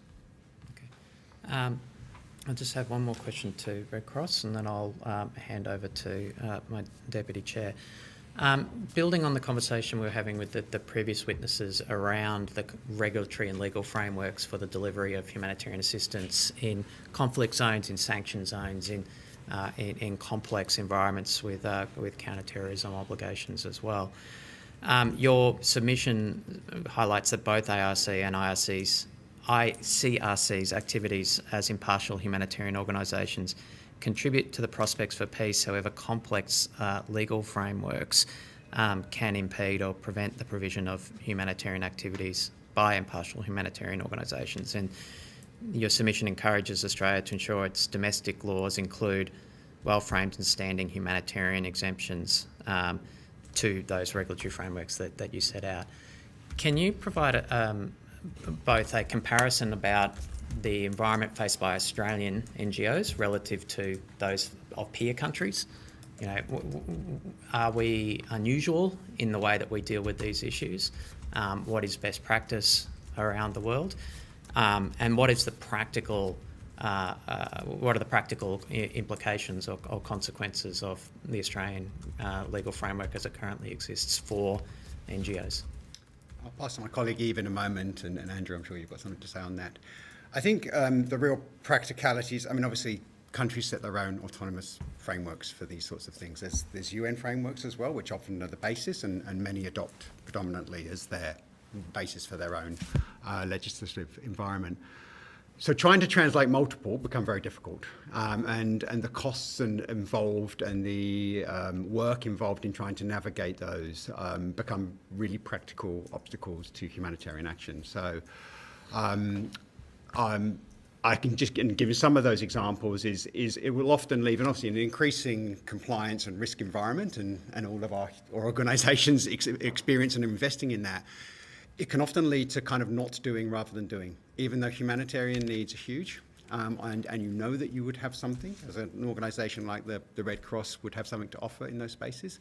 And sometimes you're involved either institutionally, making a decision to not take action when you could because of the risks or perceived risks, and noting that an interpretation of these can be quite complex and sometimes grey. So it could lead to risk averseness, which actually means that you are really able to deliver on your humanitarian mandate when you've got the capability and the network to be able to do so. So that's one of the real implications. But also we have to have people have to make personal choices around that as well. So we have a delegates program, which is a register of Australian humanitarian professionals who are vetted, ready to go, nurses, doctors, logisticians, etc. And we deployed in to support movement partners' actions, including, and quite often, ICRC in conflict settings. So we've had a number of delegates in Gaza, and they've been predominantly nurses and medical personnel. So there is still some grey, but you say the risks are manageable given the nature of their work. We actually had a logistician that we were looking to deploy, and we had some risk concerns, and the logistician also decided personally not to deploy to that situation because obviously they were working in an environment where the de facto governance is a designated terrorist organisation. And it's quite hard if you're engaging to not engage in that governance structure where you're operating and with noting the role of a logistician. That person, and we were very supportive of that, deemed that the risks were too great, or there were risks that existed, even though he would have been going about his pure humanitarian business with his pure humanitarian goals. So there are some real implications of the complexity, and autonomous measures add to that complexity. And other national societies similar to ourselves who've had slightly different autonomous regimes have been able to operate more freely than the Australian Red Cross. But Eve, did you have anything to add to that? Yes, thank you, Alex. Perhaps I could assist the committee with just mentioning two specific examples. So the Canadian Criminal Code, for example, includes a very clear humanitarian exemption for all of the provisions which deal with terrorist financing and in relation to terrorism and the definition of a terrorist act. And so those offences do not apply to persons who are carrying out humanitarian assistance activities conducted under the auspices of an impartial humanitarian organisation. New Zealand, in its Terrorism Suppression Act, for example, has a similar provision that if the work is being provided in good faith for humanitarian reasons, and there is impartiality and neutrality as between the people whose needs are being met, those provisions don't apply. So this call that Australian Red Cross, the International Committee of the Red Cross, colleagues in the earlier hearing and others in the sector have been making in Australia for a long time is not out of the ordinary at all. Indeed, many countries, and as Alex mentioned, the UN Security Council resolution have already ensured that this humanitarian exemption exists so that we don't have those issues around humanitarians not being sure if they can do the work that they're required to do because of their particular nationality in a particular context. And for the Red Cross organisation that has this very specific mandate under the Geneva Conventions to disseminate international humanitarian law and to support states to meet that obligation to disseminate international humanitarian law, they necessarily are going to need to speak to armed actors about the rules of international humanitarian law. And so there will be situations where without that clear humanitarian exemption, there can be questions about whether that work can be done by Australians as an example of a challenge that we are absolutely having and seeing with our colleagues, as Alex mentioned. Thank you. Deputy Chair. Thank you, Chair. Thank you very much for presenting before the committee. In the previous session, we heard from Save the Children and Care Australia about the importance of work in the gender space in relation to conflict prevention. I think both of your submissions and what you do touch on the intersection of conflict with climate change as well.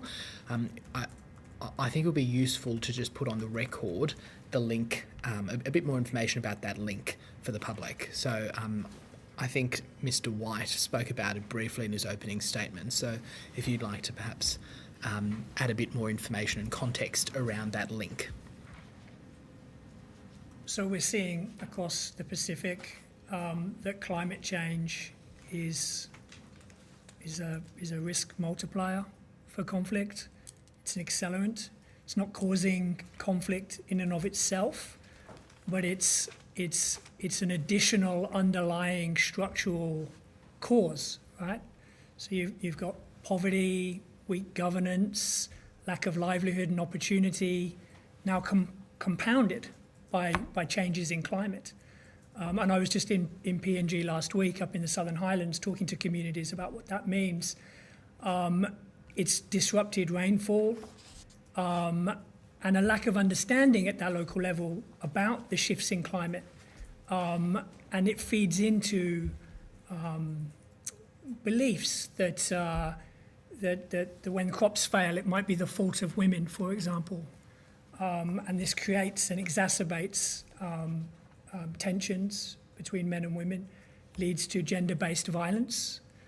So absolutely, climate is adding to the risk of conflict, and the work that we do at the community level is about reducing that risk and building resilience in community to respond, both through adaptation measures, through climate work, but also in terms of developing the skills to resolve conflict peacefully, and also to be more gender aware. So when we work with faith leaders, for example, we don't just equip them to be able to mediate conflict peacefully, we help them understand the importance of gender equity and inclusion so that they have the right frameworks to be able to mediate conflict peacefully. Do you have any comments?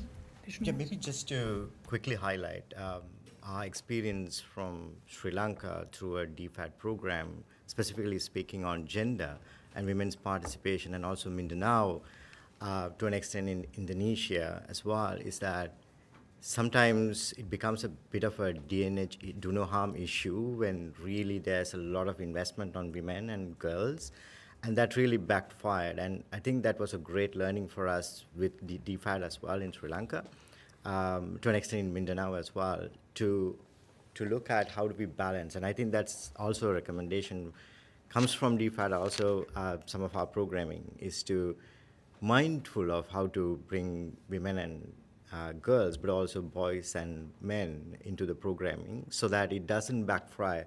And also we have an experience in PNG how it really backfired when we really invested a lot on women and girls. So it's just to say that it's a recommendation to look at the balance and based on contextual realities so that we can monitor the context, how this is really working out. Yeah. Not a great deal more to add in that climate is one of many factors that can contribute towards underlying issues of poverty and drivers, things that might drive conflict.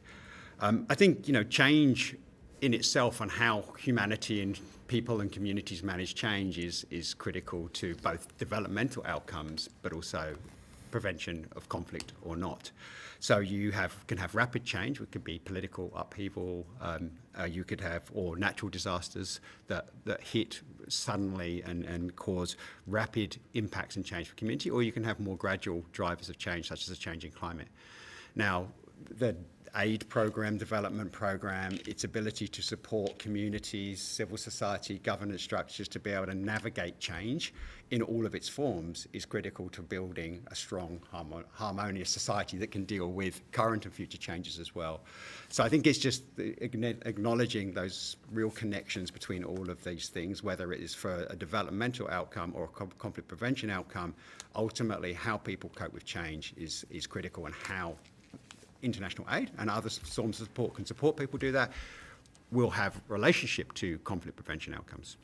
Yeah, and I think that's quite useful, especially that concept of the rapid versus gradual, because we've previously spoken about the prioritisation of funding to aid versus defence. Now, I guess we're honing in on, if we're looking at aid, what are the segments of it that we should prioritise? And I think that's something I'm very interested in delving into a little bit further, because we don't have unlimited funds in the aid budget, and we don't have unlimited funds in the budget. So from your perspective, as you've acknowledged, there's the rapid aspects and there's the gradual aspects. Where should the prioritisation land in terms of between those different segments? I'm happy to go. I think we have to spread your bets. You can't play in one field or other. That said, and I think it was stated in the previous colleagues who were here from SAVE talked about the investment in preparedness activities and action before definitely has a much more cost and benefit than responding after. The cost of response, rapid scaling up of response is significant, and the impacts are already felt. So you're looking to sort of mitigate and address and reduce impacts. Investment in things like development or adaptation actions are often harder to attract the attention and resources, because it's harder to sell a case of stopping something happening rather than once you've got the images and the visuals and the tangible impacts of something happen to get resources. And we see that in our own businesses. We run appeals after a disaster happens, and we get a lot of public support, and often can be millions, particularly when it's newsworthy items that are there. But generating funding for the ongoing work that we know is critical, that kind of investment in development, social cohesion, adaptation, those sorts of things are a difficult sell, but we know, and the evidence sits there around greater benefit and impact on those upfront investments, as opposed to the costs of the response components. Yeah, we would wholeheartedly agree with that, and really reinforce that view that if we're responding to conflict, we're responding to failure. It's too late, and it's billions of dollars, right? We saw that with Ramsey. So this is fiscally responsible, is to make what are rather modest investments, in fact, in this community level work with communities to build that resilience, has real outcomes in the short term. And if we think about the young people we work with, that's giving them opportunity, giving them purpose, helping them find livelihoods. They become, less likely to be recruited in armed groups or get involved in political violence. So there are short-term benefits, but then you're really like laying the seeds for these long-term dividends where, the young people are tomorrow's police, civil society members, local government. So helping them understand how to analyse conflict and resolve it peacefully means that you've got a whole generation coming through that are less likely to resort to violence in future. Again, a much cheaper way of engaging in the region. Maybe to share an example, so we have a DFAT partnership with the Australian Red Cross. It's currently a 5-year with a possibility to extend for another 3, and it's been an ongoing engagement for a number of years, where DFAT are supporting us to work with our sister national societies in Asia Pacific. So we have 9 specific partner national societies that we're able to work with in the long term to build their own organisational capabilities, to develop their own strategies and their work with community, and to do that over time. It's flexible, and it's long term, and it's focusing on the long game, and a recognition that having strong Red Cross, Red Crescent national societies in these countries who are able to invest in building their volunteer networks and their capability, their connections into government and other humanitarian actors within the context in which they operate is critical to support communities, prepare for and respond to when disasters happen. And it's a really good example of a long-term investment. It's really important for us, but probably in the whole scheme of the aid program, it's a very small investment, but that commitment of flexibility and consistency over years can make a real difference to people who are facing disasters and crisis in the region. We certainly have seen the long-term dividends of the kind of relationships you can build through that approach as well, not just in the Pacific, but also I think particularly in Indonesia. We've built a really strong relationship over an extended period of time. Thank you. Ms. Jarrett. Thank you. Appreciate you being here today. Just continuing on with that funding pool, looking at prevention versus managing conflict, etc. Have we got if you just look at the pot, have we got the balance right in terms of the prevention versus the management of conflict, or and I don't want you, I'm not asking for figures, what I'm asking is have we got the right, are we prioritising the prevention enough at the moment?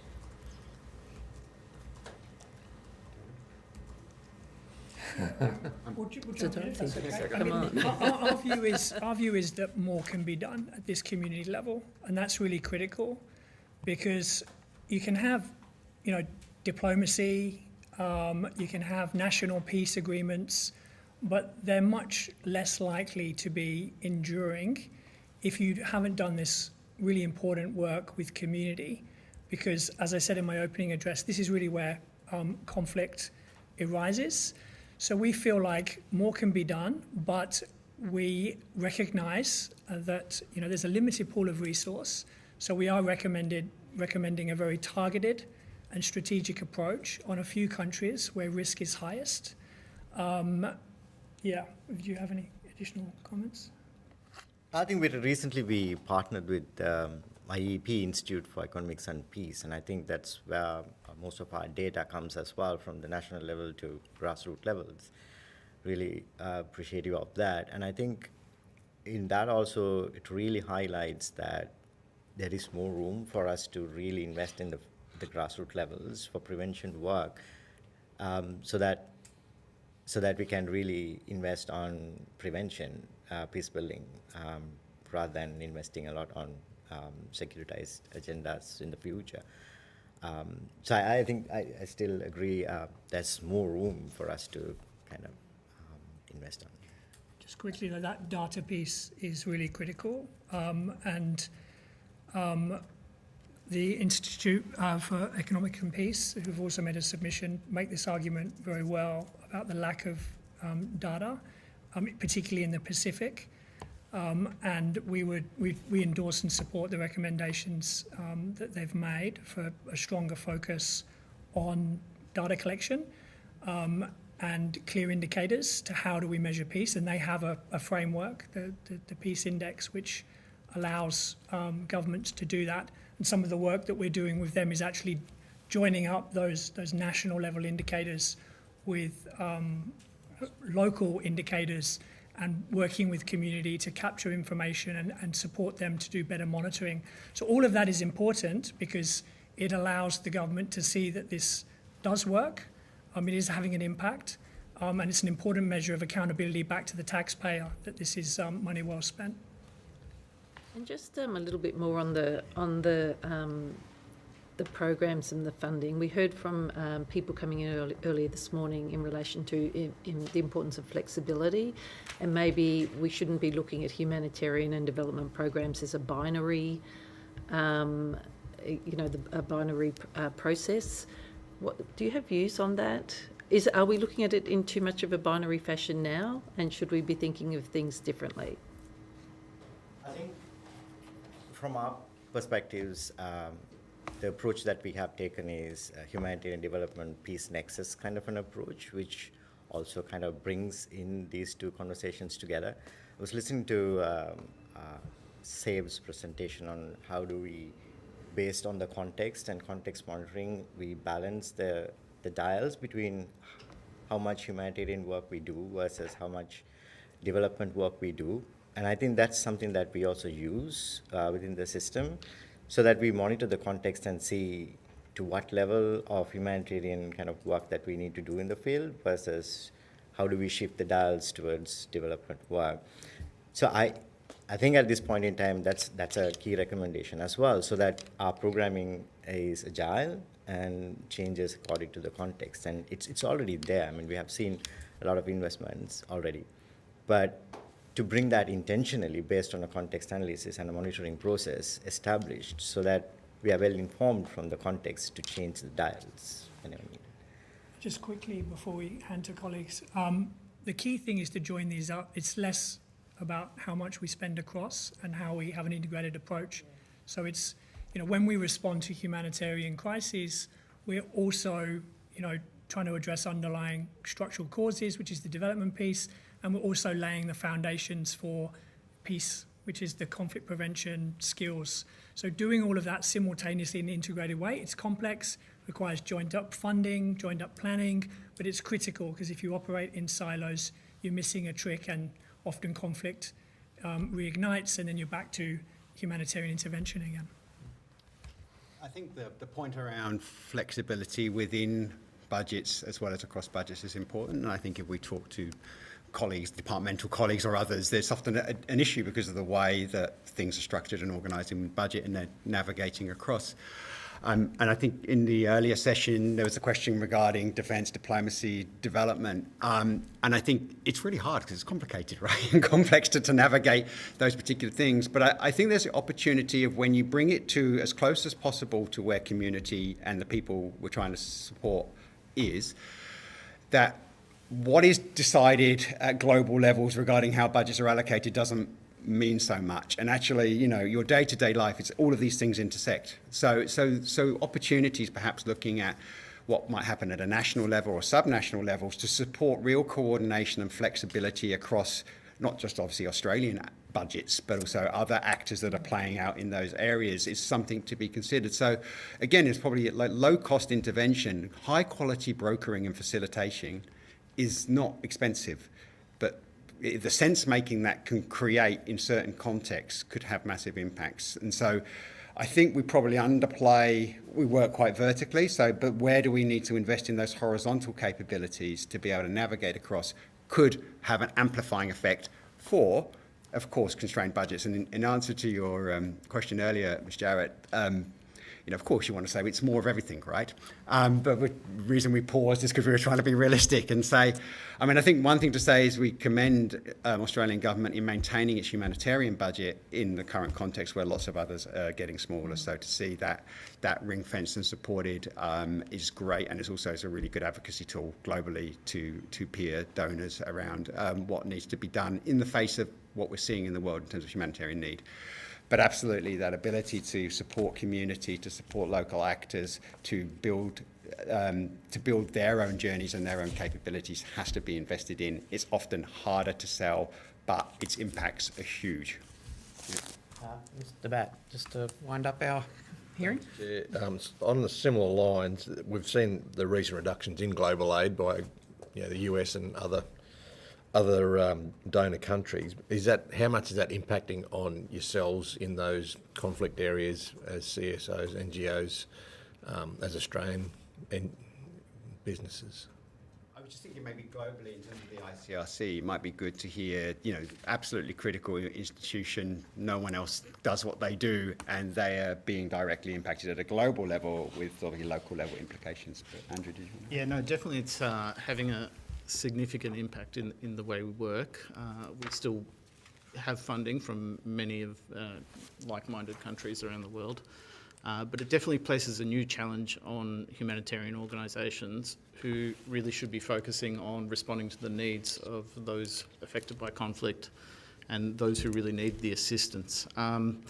We've had to have budget reductions over the last year and previous years, so it's definitely a challenge, but it's one we are managing with new accountability systems, compliance systems, and ensuring that we are accountable to our donors and the work and the mandate that we have.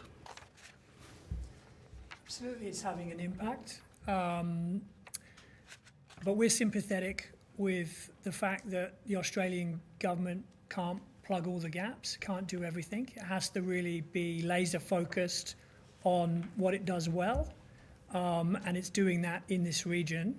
And we would say that this work in fragile contexts, this work on conflict prevention, is one of those areas. There's a long history of the Australian government doing this very well.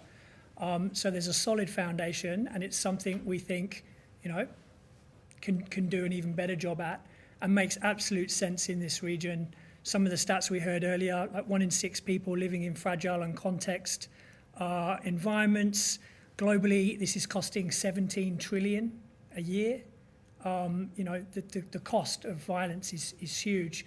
So if we're thinking about, reducing pressures on future budgets, reaching the most people in need, this is the kind of work that would do that, and we encourage the Australian government to continue its efforts.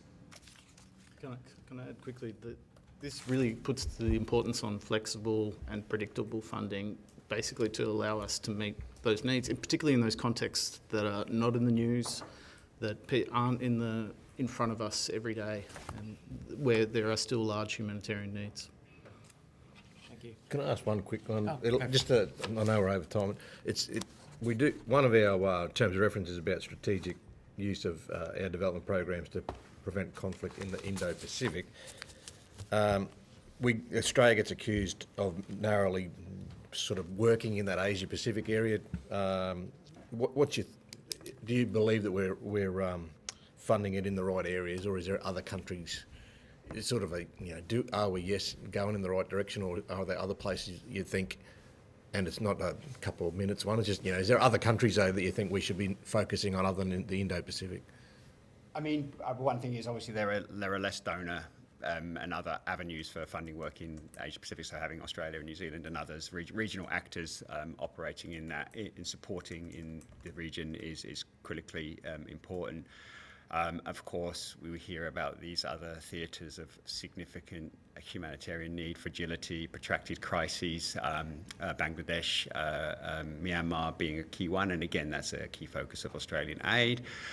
Sudan, South Sudan, these are contexts which Andrew is referring to. Those are some of the things that ICRC and others are able to operate in, but they're not getting the visibility. But actually, when you look at the needs, they are massive there. So When you take a global look for a country like Australia, it's a really hard call about where you're gonna play. So I think, yes, focus in the region makes a lot of sense. It's kind of like, and what can be done in support of international actions in these other areas as well. I think it's a reasonable balance. Understandable, the focus is in the region, but Australia continues to be a good global donor, support multilateralism, makes contributions to various UN agencies. Another way that it supports around the world is through the Australian NGO Cooperation Programme, which many NGOs program outside of the region, in Africa, for example. And then frequently we see humanitarian contributions to countries outside of the region. So, as our colleagues have noted, it's a difficult balancing act, but for the most part, we think the government gets it right. Thank you.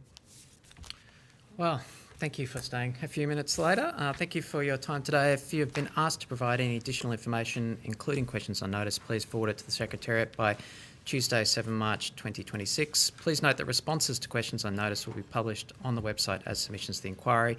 You'll be sent a copy of the transcript of your evidence to assist you with answering questions taken on notice today, and you'll have an opportunity to request corrections to transcription errors. Thank you for your timely appearance before this inquiry. Thank you.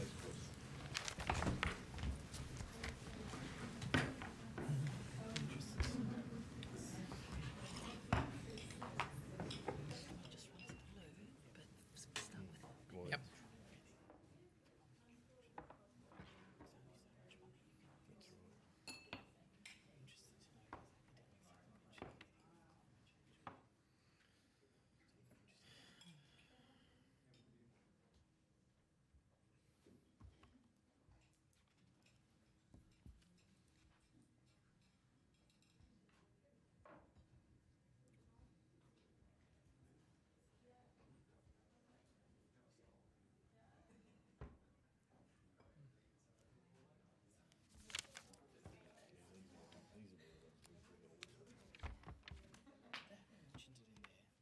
Good morning. How you going? How you been?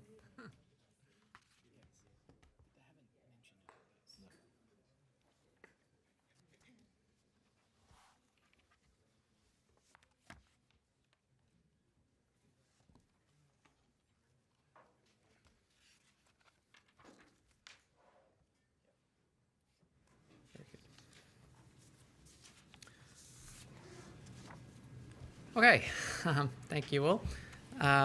I now welcome representatives from the Initiative for Peace Building at Melbourne University, the Centre for Human Security and Social Change at La Trobe University, Associate Professor Anthony Ware and Dr. Leanne Kelly to give evidence today in this panel witness appearance. For the Hansard record, could we begin by please stating your name and the capacity in which you appear before the committee, and we might start from the left of the table. Hi, I'm Leanne Kelly, so I'm here as an independent, but I also work at Deakin University. Associate Professor Anthony Ware, Associate Professor of Humanitarianism and Development at Deakin University, but here in a private capacity. Hi, Dr. Tushar Dibley. I'm a Senior Research Fellow at the Centre for Human Security and Social Change at La Trobe University.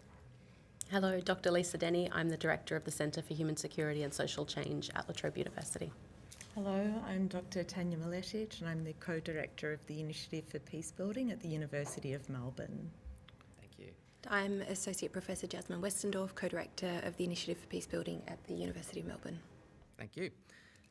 Although the committee does not require you to give evidence under oath, I should advise you that this hearing is a legal proceeding of the Parliament and therefore has the same standing as proceedings of the respective houses. The giving of false or misleading evidence is a serious matter and may be regarded as a contempt of Parliament. The evidence given today will be recorded by Hansard and attracts parliamentary privilege. Can I invite you to give opening statements? Maybe if we can have sort of one opening statement from each group, and just consciousness of time, if we can keep them relatively tight so we can facilitate conversation. Thank you. Maybe we'll begin from the left again. Okay. Speaking on behalf of Leanne and myself, We've got a number of research projects at Deakin that are very directly relevant. We've got an Australian Research Council project that we're both lead CIs on, chief investigators on, looking at appropriate development responses to violent and hateful extremism. So using Mindanao and Java, and then the ISIS-backed Al-Shabaab groups in Kenya and Mozambique as case studies, looking again at the way the development agencies and sector might respond to that. I've got a lot of research background in Myanmar and the Rohingya genocide in particular, especially looking at the way communities respond to resist conflict narratives and try to, at the community level, try to restore relations, and around the Bangladesh camps. And we've just got a new project on the aid cuts and the vulnerability, aid cuts, vulnerability and potential security flashpoints in the Indo-Pacific. So looking particularly at the way the humanitarian aid cuts across our impact our region and the security implications of those. I'll come back and talk about that in just a second. So I just really wanted to sort of hit just two key points. The first is around conflict prevention. So we know, I think, that humanitarian crises almost always impact the most vulnerable the most, and so there is both a development and a humanitarian aspect to conflict prevention. Conflict prevention starts by addressing group grievances. Before they escalate into conflict, so hate speech, dehumanising narratives, coercive control, small-scale identity-based violence, and so on. So key things around addressing security and resilience, and then social mobility for people. So things like livelihood and education become absolutely central, as well as humanitarian response. And the second thing I wanted to say, and this, I should also add that while I'm not here representing ACFID, I did engage with ACFID around their submission, and so their recommendation number 3, particularly around defence, diplomacy and aid, is relevant here. And that is coming back to this point about the humanitarian aid cuts that around the region, and I respect very much the fact that Australia has maintained aid levels, but reduced humanitarian aid across the region is likely to have significant impacts on our own defence and security. That one implication, and we already saw this with the floods in Indonesia and Sri Lanka, is likely to be a higher level of deployment of militaries in the region in response. And again, recognising that marginalised people are often the most hard hit in humanitarian crises. Often those groups have the most strained relations and the strongest group grievance. The possibility of humanitarian crises triggering worsened conflict dynamics certainly exists, and a greater military deployments in the region are potentially problematic. Australia's got very strong civil military cooperation mechanisms, and so in terms of recommendations straight out of that one, I would point immediately to working and strengthening civil military cooperation around the region, not just Australia's strength, not just talking about a deployment of Australian forces. And then ensuring that humanitarian sector across the region is well funded to be able to take a leading role alongside militaries. Thank you. I'd like to make 4 points, I guess, this morning.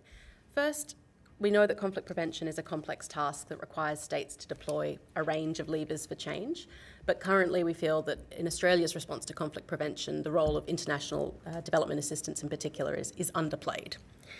The second point is that DFAT has to date been approaching conflict prevention primarily as thinking about interstate conflict between major powers. Obviously, that's centrally important, but it neglects the intrastate conflicts that are actually much more prevalent in our region. So if we think about Timor-Leste, Bougainville, Solomon Islands, West Papua, those conflicts are also not disconnected from wider geopolitical dynamics. So DFAT therefore needs to broaden its understanding of how it thinks about conflict prevention to consider both inter- and intrastate conflict, as well as the connections between them. Third, those intrastate conflicts, while being influenced by geopolitical dynamics, are overwhelmingly caused by local drivers, such as inequality and grievances related to poverty, competition over resources, and a breakdown of the social contract of social safety nets, secure livelihoods, and service delivery. Where the aid program is focused on delivering public goods that aim to strengthen the social contract and ensure resilience, the aid program is already playing an under-recognised conflict prevention role. If people have secure livelihoods and access to basic resources, the costs to them of engaging conflict are higher and therefore less likely. So Australia's conflict prevention response should recognise and invest in the aid program's contribution to both service delivery and secure livelihoods. And finally, to then practically realise the conflict prevention efforts of the aid program, DFAT is going to have to make difficult strategic choices about how best to integrate conflict prevention into programming. So there will be cases where it makes sense for conflict prevention lens to be mainstreamed across existing investments. There will be cases where standalone conflict prevention programming makes sense, and there will also be cases where it makes most sense to work through multilateral investments. So to make those decisions, DFAT needs to rebuild its thematic expertise on conflict and fragility, which has largely been lost. So that includes both building thematic expertise, but also building capacities around early conflict warning systems, and then research and evidence about conflict prevention programming and what works, what doesn't, and why. Thanks. Thank you.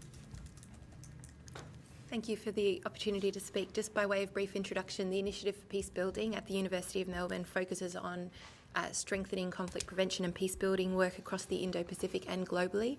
And we've got an extensive record of engaging with the Australian government, international organisations, NGOs and communities who experience conflict and fragility across those issues. So it's from that basis that we're really sharing our thoughts today. Australia's International Development Program is one of the most powerful but underutilised tools for conflict, for preventing violent conflict and sustaining peace, particularly in relation to intrastate conflict, as Lisa was just speaking about. However, Australia's conflict prevention approach has largely focused on interstate conflict, so conflict between states and strategic competition. And we would really highlight that the most prevalent and destabilising forms of violence in our region today happen within states and are very closely linked to wider patterns of insecurity, instability, and interstate tensions.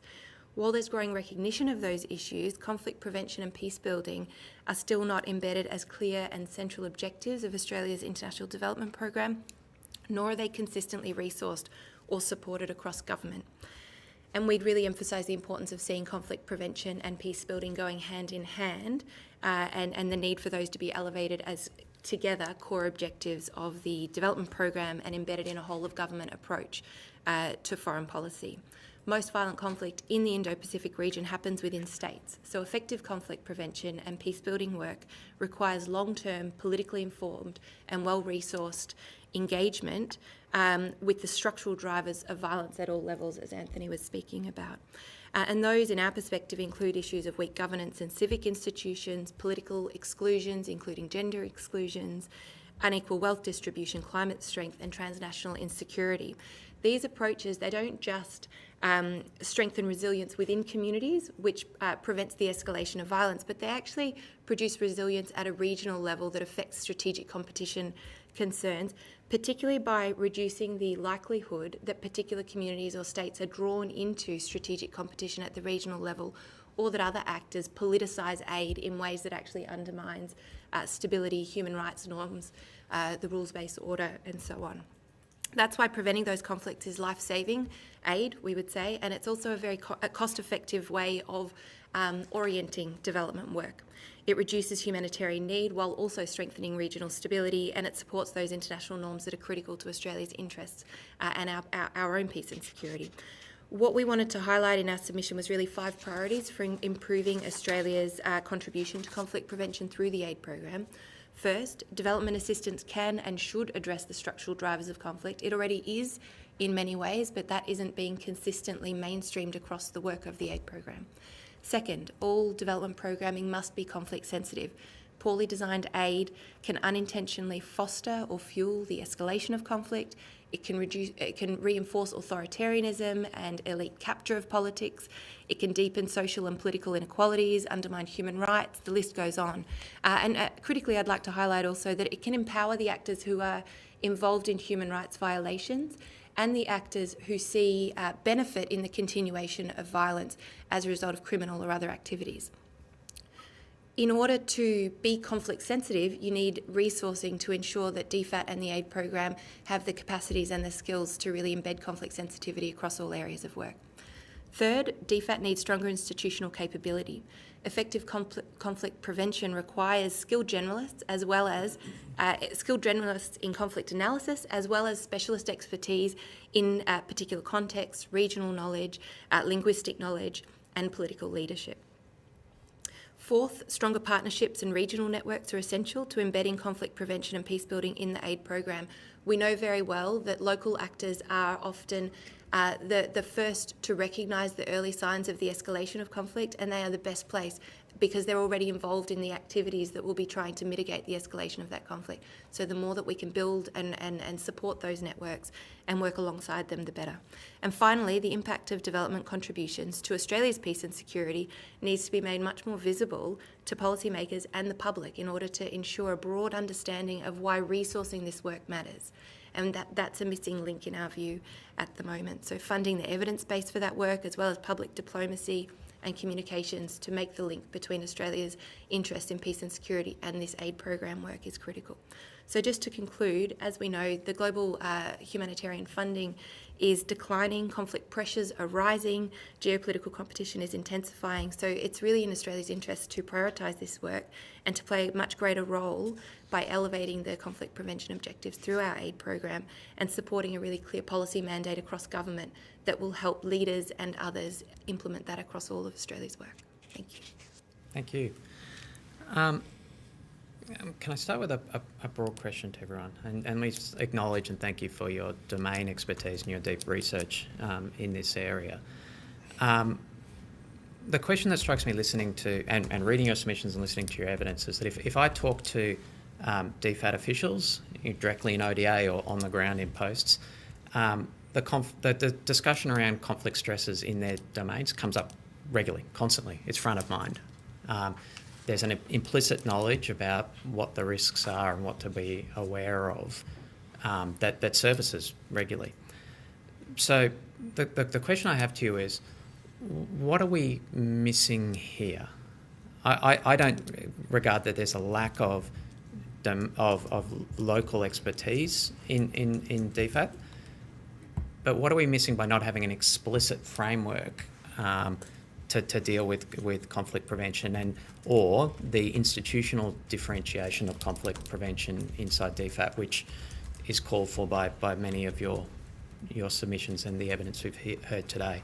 What's the difference between the implicit knowledge, which I have certainly seen on the ground in DFAT, and an explicit framing of this and institutionalisation of it? Sorry, I should have directed that specifically to someone. Maybe I see there's suggestive eyebrows over here. So.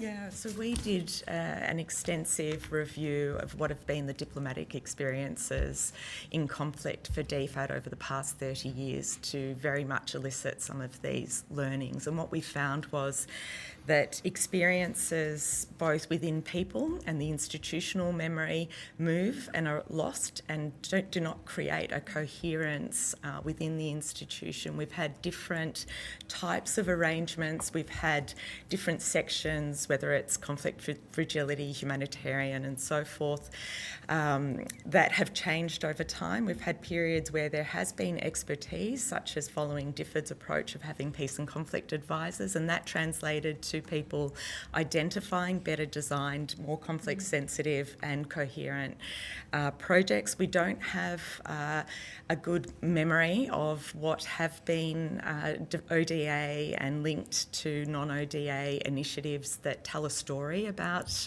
this work, and that means that without implicit knowledge doesn't translate to the type of maintenance of an approach to conflict prevention and peace building internally. It also means that people move and that knowledge is lost, and that happens regularly at post. You know, we don't even have experiences where people at post come back and do a policy piece or, you know, have that sort of handover. We know that there's a lot of really good but ad hoc initiatives that when there's a change of, ahead, you know, you have a change of priority and strategy. So on the one hand, the type of internal strengthening of DFAT capabilities across sections and towards a whole of government approach would be enhanced by having more thought and a type of mandated approach as a minimum scaffolding to conflict prevention and peace building that allows for anchors into what people are doing and how it might provide more coherence. And then also in relation to, as Jasmine mentioned, the need for both generalists and specialists, some sort of coordinating way in which there are opportunities for greater training, whether it be through the Diplomatic Academy or others, and then also that this momentum builds into some sort of policy translation, because it would be good to have both DFAT internal as well as some of the policy pieces being further elaborated, and that comes with political leadership, which is here at the moment. So, thank you.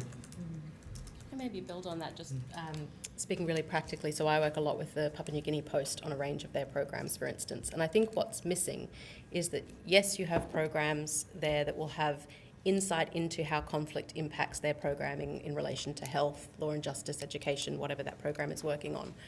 But without any centralised expertise or any policy coherence on how conflict prevention plays a role, that doesn't have anywhere to feed into, and there is nowhere that is aggregating across all those investments what is going on at a subnational level, which is the level at which we know this is really important in Papua New Guinea. So there's no sort of institutional home for that knowledge or a lever to do anything about the conflict risks that are seen.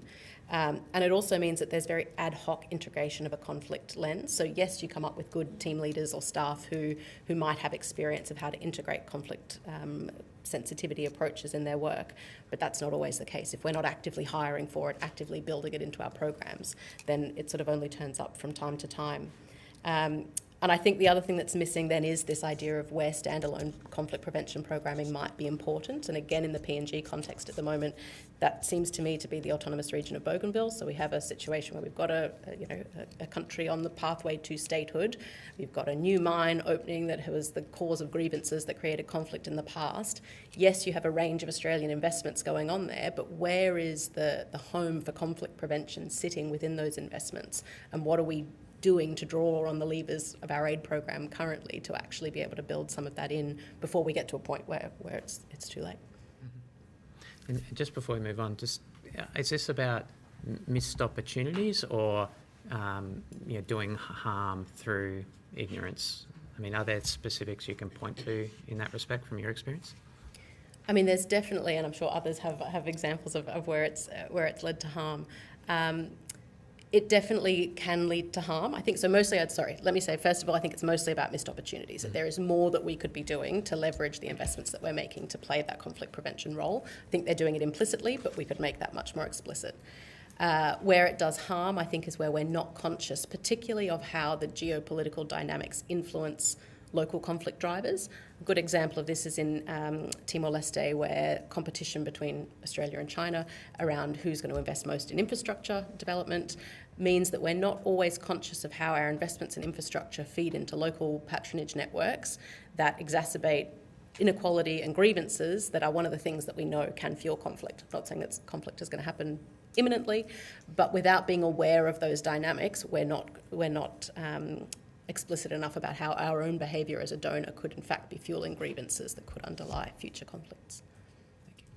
And just that it doesn't have to cost a lot of extra money as well, like to add conflict sensitivity analysis into programming and have it as an embedded thing in all of those areas.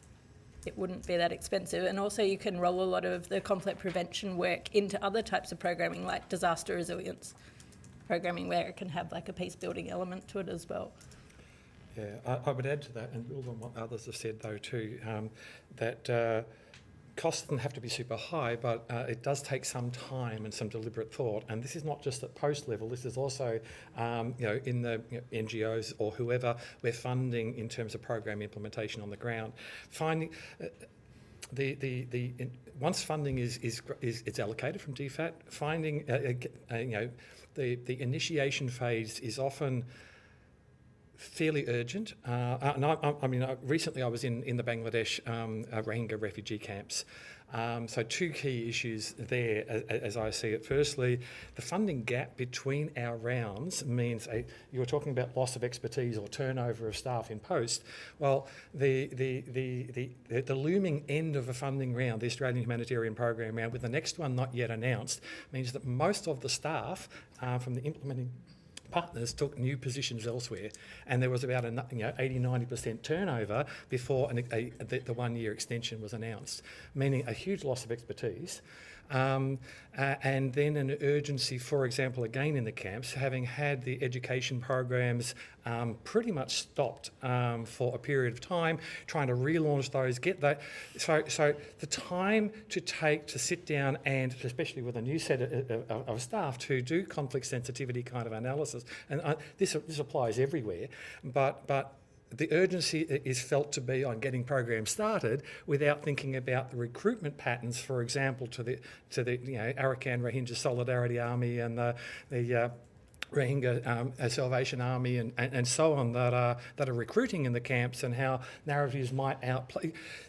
There's a lot to think about, but there's an urgency to get a program going, and so I think time is a huge factor. Gaps in funding is a huge factor, but also sometimes just the way. And I'm not saying DFAT doesn't have a conflict very actively in mind, and posts likewise, but by the time it comes to those who are implementing programs on the ground, it's often the funding package is announced with very clear deliverables and guide, and it's been framed in particular ways that then often a managing contractor has to write to, a facility has to write to, and then NGOs and then local NGOs. There's no room for those local voices where the expertise often lies best to shape the broad parameters of our funding package because of the way that design has come. So lack of time and a lack of input early enough from those local voices, and then gaps in the funding. Thank you. Deputy Chair. Thank you very much. I'm interested in I guess the overarching architecture of or the landscape of entities and individuals and groups that operate in the ODA space. So on a quick look, I came up with over 50 accredited Australian NGOs and around 2,000 local organisations and multilateral partners that operate in terms of Australia's ODA expenditure. In terms of the ability for us as a country to have a consistent and, looking at the terms of reference, the word strategic approach to using ODA to prevent conflict, and it's not only conflict outside Australia but preventing conflict in our own national interest in our region. Does anything need to be done in terms of that complexity of recipients of Australia's ODA or those who are involved in the use of Australia's ODA? Is there any way we can better streamline it or better coordinate it? And do you think there is any form of coordination? Obviously DFAT sits at the top, but is there any effective opportunity for better coordination?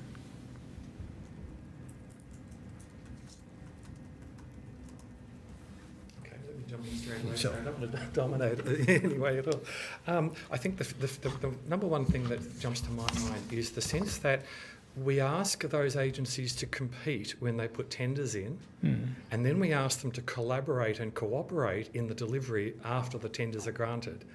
And I think there is a real tension between, in how much to cooperate and collaborate and coordinate and how much they're in direct competition. And I'm not sure there's an easy answer, but I do fear that some of our tendering process actually inhibits some of the collaboration that we most want to see. Yeah. Yeah, I would echo that. I don't see large numbers of groups who are involved in the administration of our aid program to be a problem. I think what we know from evidence is that the more localised that work can be and the more grounded it is in local groups who have ongoing relationships and understanding, the more effective it is across every level. And that's not just about conflict prevention, that's about gender, about environment, about political issues, and so on. I think ensuring that those groups can participate in a way that is not prohibitive to them is really important, and making the architecture itself robust enough to facilitate that real localisation is important. And I guess the other thing I wanted to add is that if we see this similar to how we see issues like gender mainstreaming or climate sensitivity, if you hold spaces where there are coordination, communities of practice and expertise around conflict prevention and peace building as a thematic cross-cutting issue, and those have a way to influence, integrate, connect with the work that's being done on the ground, that's a really important way to ensure that the many actors don't create a mess in that coordination system. But I think we've got really effective models for doing that already. And if I can just add that the bilateral development partnerships have already been emphasised as a way to ensure that type of coordination with various actors that are involved in those programs. But as institutions who do convene around different types of thematic issues, as well as different partners, government, non-government, academic and local peace building and conflict researchers and practitioners, one of the things we've also recommended is that it would be valuable to have opportunities to strengthen partnerships through some of those regional sharing opportunities where you get a chance to actually convene around priority issues or countries where Australia is most engaged. So we do that informally in relation to Myanmar, we do that informally in relation to Bougainville. But if we're thinking about protracted conflicts and contexts where there are continuing opportunities and vulnerabilities, it would be valuable to have opportunities to really convene and strengthen those partnerships, to also start to document and learn from what Australia is doing. So we, just to build on the example of Bougainville, we've had a lot of different types of engagements in relation to Bougainville over the last 30 years, and to be able to actually bring together some of those different aspects of work and really prioritise what's needed into the next 5-10 years would be valuable. But there's a lot of learning. For example, we did a governance program, the Bougainville Senior Leadership Professional Development Program, and through that we brought together expertise from close context Timor-Leste, Vanuatu, Solomon Islands, and there was a real appreciation of what was a co-production of that initiative, which was these opportunities to have close context, but an Australian university was able to convene that with Australian government funding. So there's lots of opportunity there, I think, for enhanced coordination, but also strengthening partnerships. And maybe something too just about funding smaller NGOs as well, like having a higher risk appetite to take, give smaller pots of money to more organisations at a lower level, like at more of a community level. Something just on, I think this is where actually DFAT also needs to get really clear on the pros and cons of its different delivery mechanisms. So, a tendency obviously at the moment that has been towards working through managing contractors. You also, of course, can work through INGOs or through multilateral institutions. And I feel like at the moment we don't always have a very clear rationale for why one delivery modality might be selected over another. I think, as others have said, in conflict prevention work, making sure that whatever modality you use is actually able to tap into the local knowledge and local networks, which is, is where the legitimacy for that kind of work sits, would be really important. And I think there's also space for posts to do a bit more in forcing that collaboration, which, as you say, doesn't naturally emerge from the market, bringing team leaders together to actually pool knowledge, which I think doesn't tend to happen outside of personal relationships otherwise.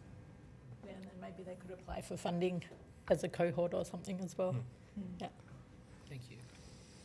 Ms. Jarrett. Thank you. Thank you, everyone, for being here. I just want to go back to something you said earlier about development inadvertently leading to conflict, in particular, if I heard you correctly, without having conflict and peace-building sensitivities built into it.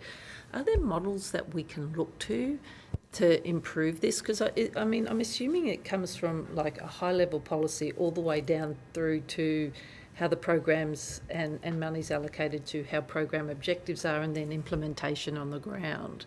But are there models that we could look to improve this space? Because you're not the first person or first group to suggest this. If I could just give a really brief example. In our region, there have been several major earthquakes in authoritarian states where Australia has then sought to provide, much needed life-saving assistance. There's an acute question at that moment of how do you go into Myanmar and how do you provide assistance to earthquake survivors and communities without the junta controlling or shaping who gets that aid, how it's received and so on. And it's really at that level that we were talking about the way that conflict can fuel aid, because conflict environments are complex. And obviously, the DFAT people at Post, they do understand that. But what you might not always see without a clear expertise in conflict analysis is the trigger points or the leverage points where putting resources or action or even visibility in a certain way through a development program creates perceptions of patronage or of favour, or actually materially changes who has resources and who doesn't in an environment, which can then lead to conflict. So you've sort of got on both levels that you can be solidifying political systems that are at the base of conflicts, or you can actually be fueling the social experiences that mean that people become more attracted to participating in those. So what are the models to address that? I understand that, but it's the addressing that is challenging, right? Sensitivity tools and things. I think I should talk over you for that, Anthony, as that's like your area. And others here at the table, not just me. But so conflict sensitivity, there's a huge range of tools that have already been developed. But again, to me, it comes back to the time and the kind of expertise in-house at every level to actually spend time working through those. And so, Jasmine just illustrated the Myanmar case study. Implicit messages of the aid and the way it's being delivered can often then be taken and even distorted. Kenya, for example, looking at violent extremism recruitment, aid program by Plan International, who we're partnering with and working with, and working through conflict sensitivity tools with their team on the ground, who are all local.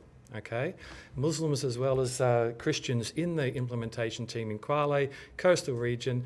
And only then, in taking the time to sit and work through it, did they recognise the fact that working livelihood programs with young women was being taken and being used as part of the recruitment tool, the recruitment for young men to be recruited into Al-Shabaab. And so what do you do about it? But until you've unearthed that and recognised those links, but those links take time and conversations. And in the pressure of implementing, there's not always the time to step back. The tools exist, but knowledge of the tools isn't always at the front of people's minds either. Thank you. Just to link to what I was saying, it's not always in the interests of those organisations to raise that with DFAT and with funders, because they will be recognising that these complex issues are arising, but there's no space in monitoring, evaluation and learning frameworks to really surface those more political tensions, the unintended consequences, because they have an interest really in ensuring that they can continue really important work that's going on.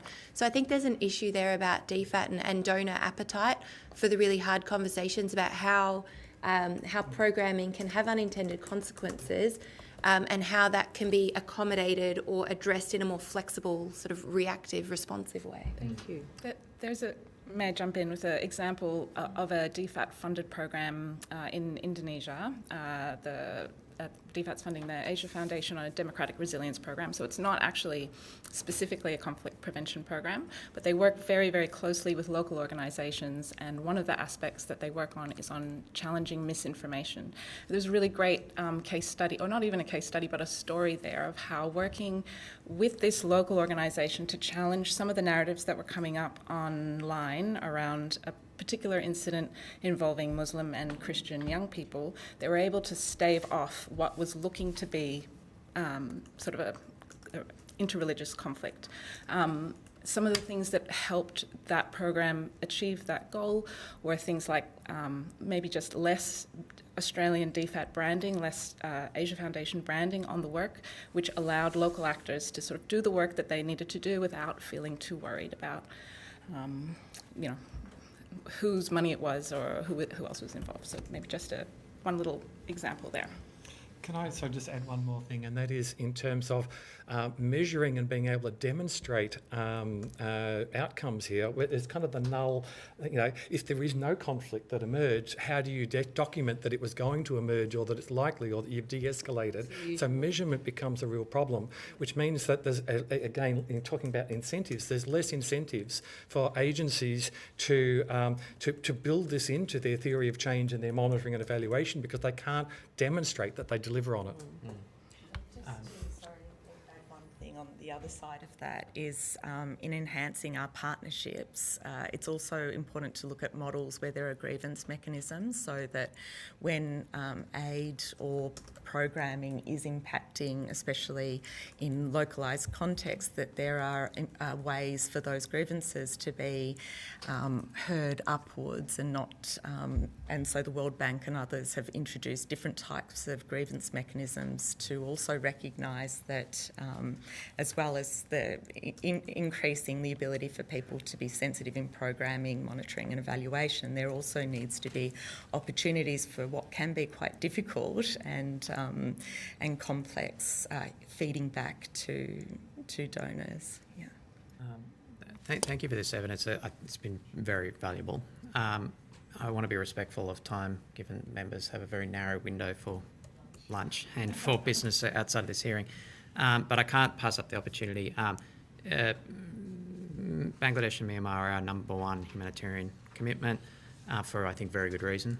Can you provide an update on the conflict stresses and risks faced by the current situation being faced in that crisis? Myanmar more generally, I'll put that to the side for just a moment and talk about the Rohingya in particular.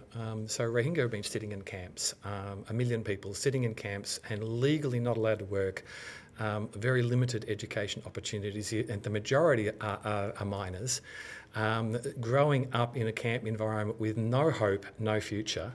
It's going on 10 years now. Sorry? Going on 10 years. 8 years.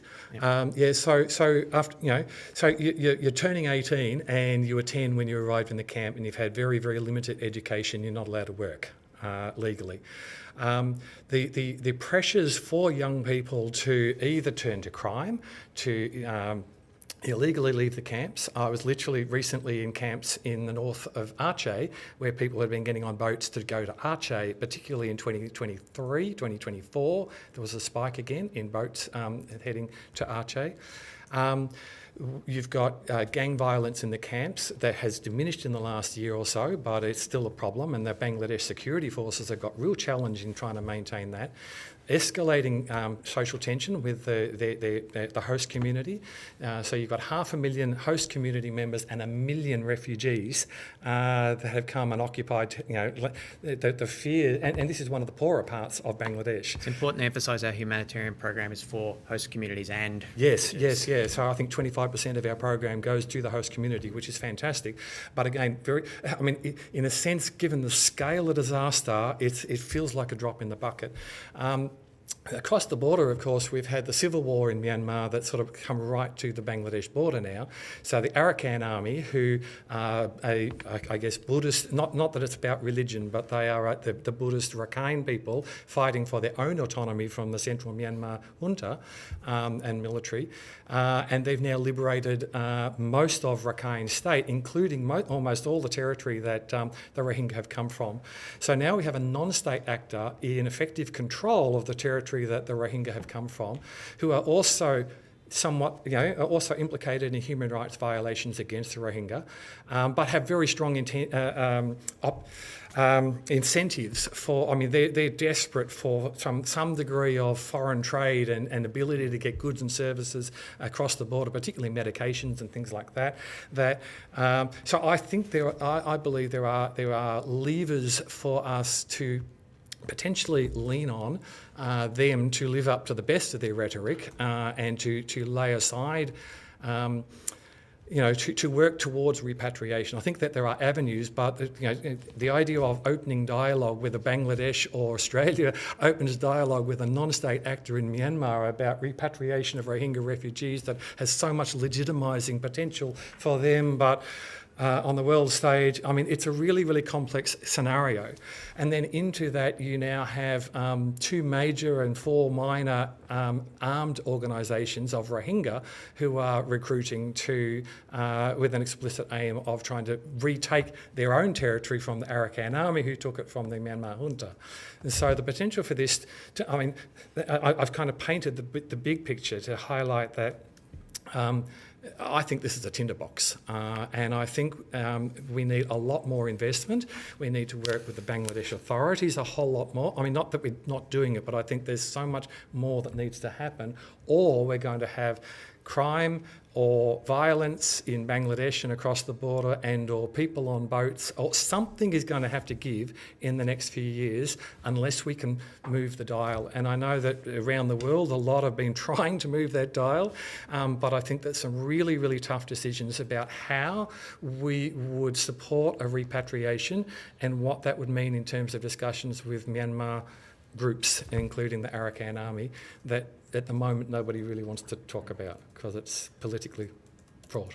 Well, thank you for that. I acknowledge there are people around the world trying to address this issue, but frankly, if Australia is not speaking out on this issue, it's not going to get anywhere near the attention that it deserves. So thank you for that, and I'm certain I speak for committee members when I say that we are certainly interested in any supplementary material you want to provide on that specific context while this committee does its work. Thank you all. I fear that we have barely scratched the surface, and that is sometimes the nature of these things. I appreciate the written submissions and the engagement you've given to committee members here today. Thank you for your time. You'll be asked to provide if you've been asked to provide any additional information, including questions on notice, please forward it to the Secretariat by Tuesday, 7 March 2026. Please note that responses to questions on notice will be published on the website as submissions to the inquiry. You'll be sent a copy of the transcript of your evidence to assist you with answering questions taken on notice today, and you'll have an opportunity to request corrections to transcription errors. Thank you all. And I'll adjourn the hearing until 1:15. Thank you.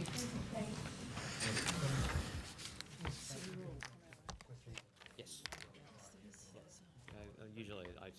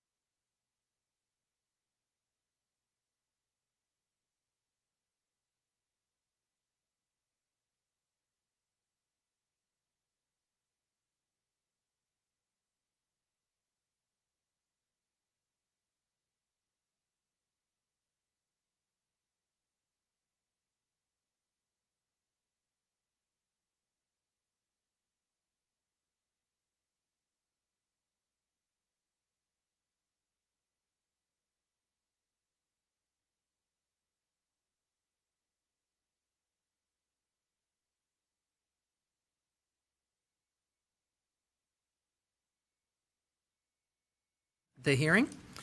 Let me resume the hearing, the public hearing of the Foreign Affairs and Aid Subcommittee of the Joint Standing Committee on Foreign Affairs, Defence and Trade for the inquiry into the role of Australia's international development program in preventing conflict. Thank you for your time today. For the Hansard record, would you please state your name and the capacity in which you appear before the committee? Yes, thank you. My name is Beth Eggleston and I'm a co-founder and director of Humanitarian Advisory Group. Thank you. Although the committee does not require you to give evidence under oath, I should advise you that this hearing is a legal proceeding of the Parliament and therefore has the same standing as proceedings of the respective houses. The giving of false or misleading evidence is a serious matter and may be regarded as a contempt of Parliament. The evidence given today will be recorded by Hansard and attracts parliamentary privilege. I now invite you to make a brief opening statement before we turn to discussion with committee members. Thank you. Thank you for the opportunity to appear today. As I acknowledge the traditional custodians of the land on which we meet, it brings to mind how the Australian Government's First Nation foreign policy has a unique opportunity to draw upon Australian Indigenous relational, culturally grounded and community-led ways to prevent and to respond to conflict. The central message of our submission is simple. Conflict prevention requires principled, locally led and gender responsive development that protects civilians and anticipates risk before crises escalate. When they do escalate, how we respond and how we recover really matters. Australia already has strong foundations in terms of policies and frameworks. The International Development Policy, the National Action Plan on Women, Peace and Security, our commitments under Protection of Civilians Architecture and also the Pact for the Future, they really stand us in good stead. So our task now is to connect these, to amplify these, and to really ensure we can accelerate coordination and action. To prevent conflict, we must examine both the motive and the means. Many times motives will be looking at inequality and grievance, and this is really what the aid program currently looks at. To prevent conflict, we must also, though, address how this occurs. So Australia has long played a very strong role in arms control and disarmament, and I think ramping up work on disarmament makes a strong humanitarian, diplomatic and financial argument. As the former UNHCR chief Sadako Ogata said more than 10 years ago now, there are no humanitarian solutions to humanitarian problems. We must lean into the complexity of preventing conflicts so we don't see the catastrophic humanitarian situations in the future like we're seeing in many places today. I look forward to your questions. Thank you. Wonderful. I might give the call to my colleague, Ms. Jarrett. Thank you. Thank you for being here today. I noticed that a lot of, you mentioned it in your opening comments, gender focus on prevention, conflict management, etc. And it certainly has been at the forefront of our government's approach to all sorts of policy across the board. I was just wondering if you could maybe talk a little bit more about, actually before I do that, I might take a step back and just say one more thing. This morning we also heard how important it was to support on-the-ground humanitarian development programs where women are at the forefront of the development of those programs, but also at the forefront as the recipients of those programs, given the complexities around families and culture, etc. So are you able to elaborate a little bit on what you see is an opportunity for us to do better in this space, but also maybe what the challenges are that might be holding us back? Absolutely. That's a great question, actually. Thank you. So I would say the differences in the way that women and girls experience conflict as opposed to men and boys were made clear in UN Security Council Resolution 1325, and Australia is on its second National Action Plan on Women, Peace and Security now. So is that recognition that the ways in which women live, their livelihoods, it might be their position in the family, it may be their place within society, and when you overlay conflict upon that, they are going to experience those acute moments of vulnerability in different ways. And so when you were mentioning the humanitarian development, I mean, people may say there's 4 elements to this: humanitarian development, peace building and climate, really. There's that dreadful word, the nexus, that we try and avoid, but there's that coming together of all these different pieces. And I know you've chatted a lot about this morning and trying to understand, where should DFAT be focusing here? I think it's a question of how they can connect, how we can look at the commitments the Australian government has already made in this area and looking at how you can coalesce around certain areas, but also how you can learn from one another. So in this area, yes, DFAT is the lead, but also Defence is playing a role, Home Affairs is playing a role, the AFP is playing a role. So how can you also learn across the different departments, perhaps from different geographic contexts, but also in different thematic areas? So, for example, we've been doing some research in this area around what does this look like in the digital space? And I know this is something that the Australian Department of Foreign Affairs and Trade is looking at.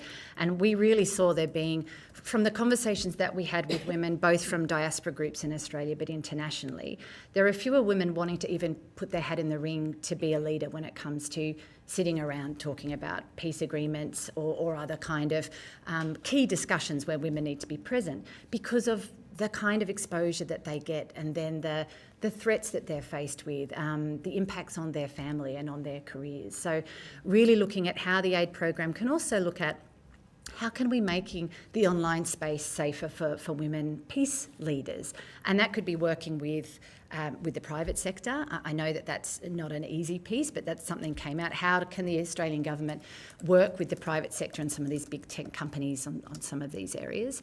But also how can we work with women-led organisations, particularly in the Indo-Pacific, who are doing great work in this space, but we want to just further enable them going forward. I mean, I would commend the fact that Australia, it was about this time last year, the International Gender Equality Strategy came out in an environment, in a time which was, I would say, quite brave to do so.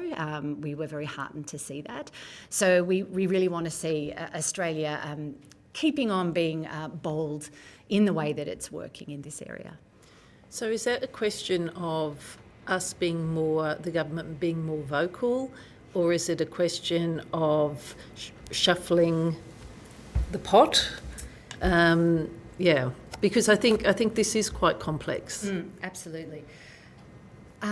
Yes, I would say on the advocacy side, I think it is important. Many have said even just holding the line is important. So the fact that these strategies are coming out and you're reporting against them is important. I would say yes when it comes to elevating and sharing what Australia is doing in this space. And I know that that has happened. We've seen the progress review just come out on the National Action Plan on Women, Peace and Security.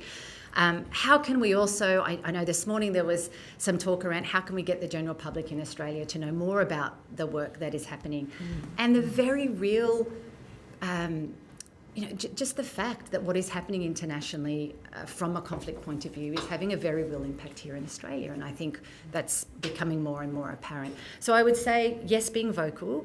I would also say leaning in around the risk management piece. It might be interesting for you to know and to consider that 20 years ago I was an Australian volunteer in Afghanistan. And that you would think that that's actually, perhaps that seems like a risky kind of thing to do. But to think that you are having Australians working with local community-based organisations on some of these issues, creating lifelong linkages and be able to support those organisations in the work that they're doing and still being in contact 20 years later. I would say ensuring that the government is working at all levels. So it is at that volunteer level and working with grassroots organisations all the way through to what Australians currently doing on the Peace Building Commission today. Are we too risk averse? Yes. In your mind? Yeah, okay. I understand. I'm not pretending it's easy by any means, but I would love to see, and let's talk about risk management. Not asking to take unreasonable risks. It's around how we manage those risks in a way also that the Australian public will think is a good idea. I think all of us understand that defence budgets are going up, but I think all of us would prefer that we didn't have to go to war in the first place. Yeah. Have I got one more question, Chair? Thank you. I was looking at your submission, and one thing that you've raised that others haven't yet was being able to enable and listen to diaspora. Yes. And do you want to elaborate a little bit more on how we go about that? And, but more importantly, the impact that can have in conflict areas, in prevention as well as management? That's right. So a lot of the work we do at Humanitarian Advisory Group really wants to elevate this concept of local leadership. We recognise that there's many countries that Australian government may not have many personnel, and the same may be for humanitarian agencies as well. So we feel it's really important to be able to sit and to listen to diaspora groups here in Australia. We are coming at this from a humanitarian point of view. So just last week we held a diaspora dialogue with the community from Myanmar with a humanitarian lens. What are the humanitarian challenges that you're hearing most about? But what are the activities that you would like to see the Australian government doing? But also being part of the solution. They have so many amazing ideas and particular different ways that we can approach some of these really tricky situations. And it may be very practical. How do we move money around? And I know that that's a very difficult situation in many of these contexts. But also, how can they come together and overcome, which they recognise, many diaspora groups recognise that they are not one coherent group. There's many different views within those diaspora groups, but they have such rich perspectives and experience, and I think they're just a key stakeholder that I don't think we've been engaging with enough, and there is huge appetite from what we've been hearing on many different diaspora groups to really engage more with the Australian government. Thank you. Thank you. Mr. Batt? I can go one. It was a similar line. In your submission, you talked about developing coherent humanitarian development, peace, climate approach to conflict prevention characterised by locally led response measures. So about the locally led stuff again. So what any key recommendations for how Australia's development program could be improved to engage with local organisations? Thank you for your question. We've been fortunate enough to be able to work alongside the humanitarian team at DFAT to be providing research and insights in this area. And we've really been wanting to understand not only do governments like Australia and international organisations ensure that local leadership can take place before, during and after a humanitarian crisis, but also to be able to measure the impact that has. So we may say it's the right thing to do, but we need to ensure that that's ensuring better delivery of both humanitarian assistance and protection. So some of them, we've developed a model to help measure that, and it's really looking at that was the right assistance received by the right people in the right way at the right time, and being able to have metrics in there that you can actually measure that. It's not an easy process, and in some particular areas where access is difficult, you may get the data may be more piecemeal, but it's a way in which governments and other intermediary organisations can understand that they're actually improving their programming, and they're actually ensuring that local leadership is at the centre of what they're doing. And if we have local leadership, if we're seeing that assistance is being decided on and priorities are being really listened to from local leaders, then we see that responses really have much bigger impact. And that's what the aid program's looking to do, to have that impact. And I think if we're having local leadership at the centre, we're able to understand not only what communities are prioritising from a humanitarian point of view, but that goes also for conflict prevention. What are their key concerns about social cohesion or other kind of issues that could lead to conflict further down the track? Thank you. Deputy Chair. Over to you. Unless you want me to go. No, please. I think I've been dominating earlier. So. No, that's okay. Look, thank you very much, Ms. Eggleston. Just in relation, I think there were two things I wanted to ask you. One was a theme that's sort of been consistent throughout today, and that is the concept of getting the public on board. I was seeking your input into what further can be done, keeping in mind that, and I've had the opportunity to go onto a number of the websites of some of the organisations that have been before us today and others. There is a lot of information out there about what they're doing, about the benefit of Australia's ODA to not only the recipients but also to our region more broadly. But what practical steps do you think we can take, or do you think governments can take, in order to improve that perception? Again, a great question, because this is for the aid program and for work under the National Action Plan on Women, Peace and Security. I know this is something, and these are complex issues as well. And how do we ensure that the Australian public, can care about these issues, because we want them to be on board and to support resourcing and political will in these issues. I think it's really putting our thinking caps on and really thinking about behavioural science. Do we have champions in this area? Do we need an influencer? Someone that is from a particular background that people can identify with? Is it someone that is really revered in the community? Is it a sporting star? It's trying to leverage the different ways in which people receive information and get on board with a concept or an idea. I don't think probably a general kind of information campaign is the way to go. I think it's more about seeking to connect with people at an emotional level. And we have many groups and communities in Australia who have come from areas where they've experienced conflict. So it's something that they know very well. How can we perhaps be guided by them of how that we can share some of their stories, and how we can get people to understand that by the Australian government investing in these areas, it not only makes Australia a better place, but it can boost the safety and security of our whole region. And can I ask you, in relation to comparable countries, other developed countries, I assume this would be an issue that is quite similar everywhere, because especially, given the context of the global economy, I'd suspect that there would be a concern, or there's a bit more of an internal focus. Are there any examples of other countries that have managed to overcome that or to change that narrative or perception? Well, it's a great question. They must be doing something right in Norway, because they're able to keep their spending on aid at a really high level, as well as win that many gold medals. So I think they must be doing something right. So I think it's understanding, is it a community awareness question? Yeah. Or is there something else they're doing about explaining the reasoning why they're spending money in different areas? So I think probably looking at Norway and other Scandinavian countries could be a useful example there. Great, thank you. I think that's all from me. Thank you.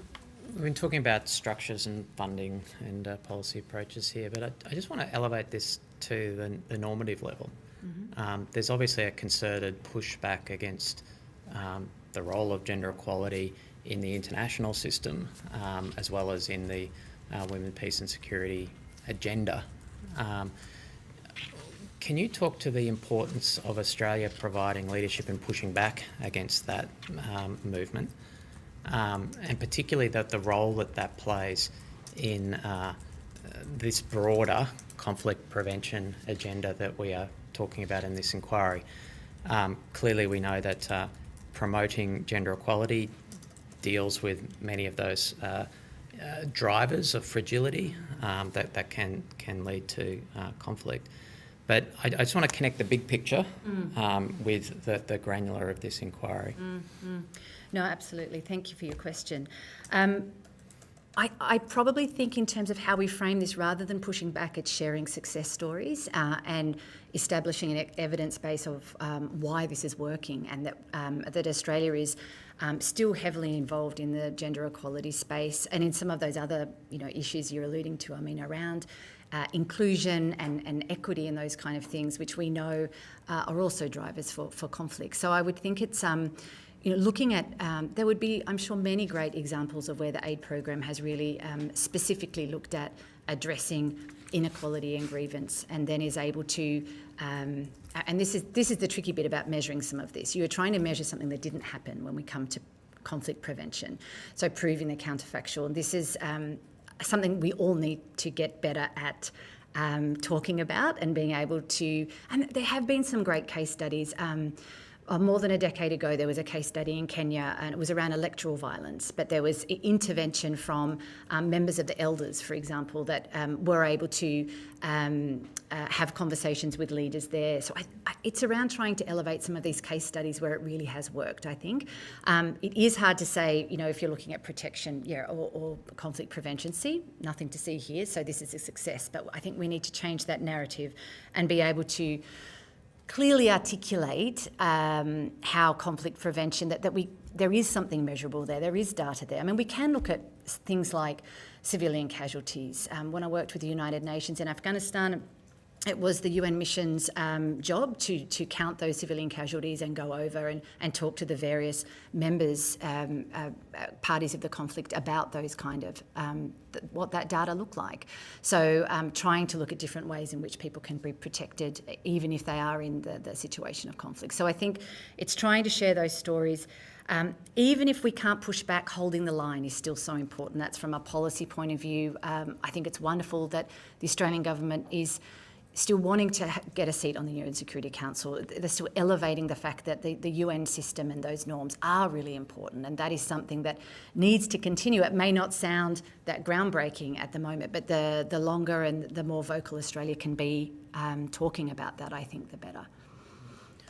What are your observations of how we can best preserve the role of these gender equality agendas in this broader development and conflict prevention space in the face of not just that pushback at a normative level, but also the actual funding cuts that we are seeing in aid programs from other previous contributors, and similarly the sort of increasing conditionality of giving from some partners in a way that precludes DEI type activities within organisations. Is the impact of those cuts more significant in the gender equality space because of that? What can Australia best do to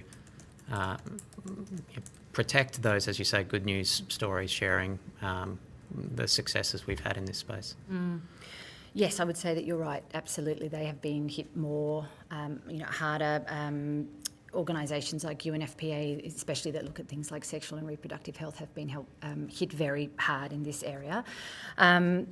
I definitely, I think we're going to be having to be creative and use our imaginations when we're looking at how we're going to be doing this. Also, looking at how we spend the dollar in more creative ways. So it may be, and I know already Australia is providing funding for women-led organisations, small grassroots organisations, and they're doing this through some excellent networks, particularly in our region, so they already exist. It may be being able to direct more funding through these kind of organisations. Perhaps there's going to be seen more value for money going that way. That being said, knowing that there are sensitivities for those local organisations as well, and we're needing to look at the safety and security of some of those. I think still making that, and I know there's other inquiries going on about gender equality and looking at Australia's national security there. There is a lot of data that talks about education for girls and gender equality more broadly having other economic and stabilising impacts. So I think it's talking about perhaps they are less sensitive issues, but being able to advocate for why that's important. I think it's quite difficult to advocate against some of those pieces whilst doing the creative and imaginative work with perhaps the unusual suspects on the periphery, some of those local organisations, some that are working really in the midst of conflict zones, and ensuring that you're able to support them and hear their stories as well. So it's I don't have an easy answer to that one. That's very hard, but I think that's a really key piece that we might need to look at when it comes to the conflict prevention space, because we can't go backwards on that gender equality piece because it would only lead to more conflict. Mm-hmm. So a number of the submissions to this inquiry have argued for an explicit conflict prevention framework, or otherwise an explicit institutionalisation of conflict prevention within the Australian government, integrating development, defence, diplomacy in a consistent approach to conflict prevention. You've argued in your submission for this humanitarian development, peace, climate approach to conflict prevention. So can you explain in practical terms how that would operate within government as it is, and maybe how that differs in emphasis to these other more narrowly conflict prevention focused proposals that we've received? Yes, and I think that idea of having one kind of framework, I guess what we've really been focused on is what that would actually do. So we're really wanting to see greater coordination across government. I know that there is levels of coordination presently, but actually ramping that up, including not just kind of information sharing, but joint planning, also joint learning. And I know that this can sometimes be difficult, but I would also love to see learning across government, but also with civil society. There are many civil society groups that are doing work, particularly in this area, and I'm sure that they would have an appetite to be able to share with government, the kind of wins that they're having there or what they're finding difficult. So I think the learning is a key piece, sharing data, looking at different measurement tools, and then maybe also to the piece around raising awareness in the Australian public. They bringing these kind of people together who have the carriage of these different policies to perhaps think more about how they can have a common approach could be useful. I mean, it could be within existing mechanisms like the working group under the National Action Plan, but maybe it needs to be broader again. Maybe there are other government agencies who are not currently involved and could be brought into this space and could do more there. I think putting conflict prevention into things like all the development partnership programs that DFAT has, those DPPs, so ensuring that there's a conflict lens applied for all of those. Again, I know DFAT are looking at this, and I know that there's many different cross-cutting issues that they're trying to put into all these different plans. I would also really like to see, and I don't know how this will fly, but I would love to see Australia also having that level of humility when we're talking about other countries having conflict prevention plans. Is this something we should consider ourselves as well? If we want to talk to other countries and share peer-to-peer in our region, we could also talk about what we've learnt. We've had truth-telling commissions here in Australia. They are having a similar commission in Fiji at the moment. Wouldn't it be great to see if we could actually share as equals and understand how we're learning and going through those kind of processes? So I'd love to see I know Australia on the Peace Building Commission is looking at how they can support countries to have those plans. Maybe we should have one ourselves, and maybe we should walk the talk, and that would be, start a conversation with other countries as well. Thank you. Colleagues? I've got could I just follow up? This goes back to the gender discussion. Are we missing an opportunity to utilise business in the area of conflict prevention, particularly in terms of not just their own philanthropic activities, which we know in a number of developing countries in particular are quite extensive, but it's also just in terms of being a leader in this space and helping drive that momentum that you talked about? Yes, I definitely think more can be done there. It's a really interesting area, and I know from the humanitarian point of view, we've talked quite a lot about how do humanitarian agencies, business talk to each other, work alongside each other? What does that look like? I know that there has been a lot of conversation. I mentioned the tech sector before around what that might look like, and there's huge gender implications with a lot of that work.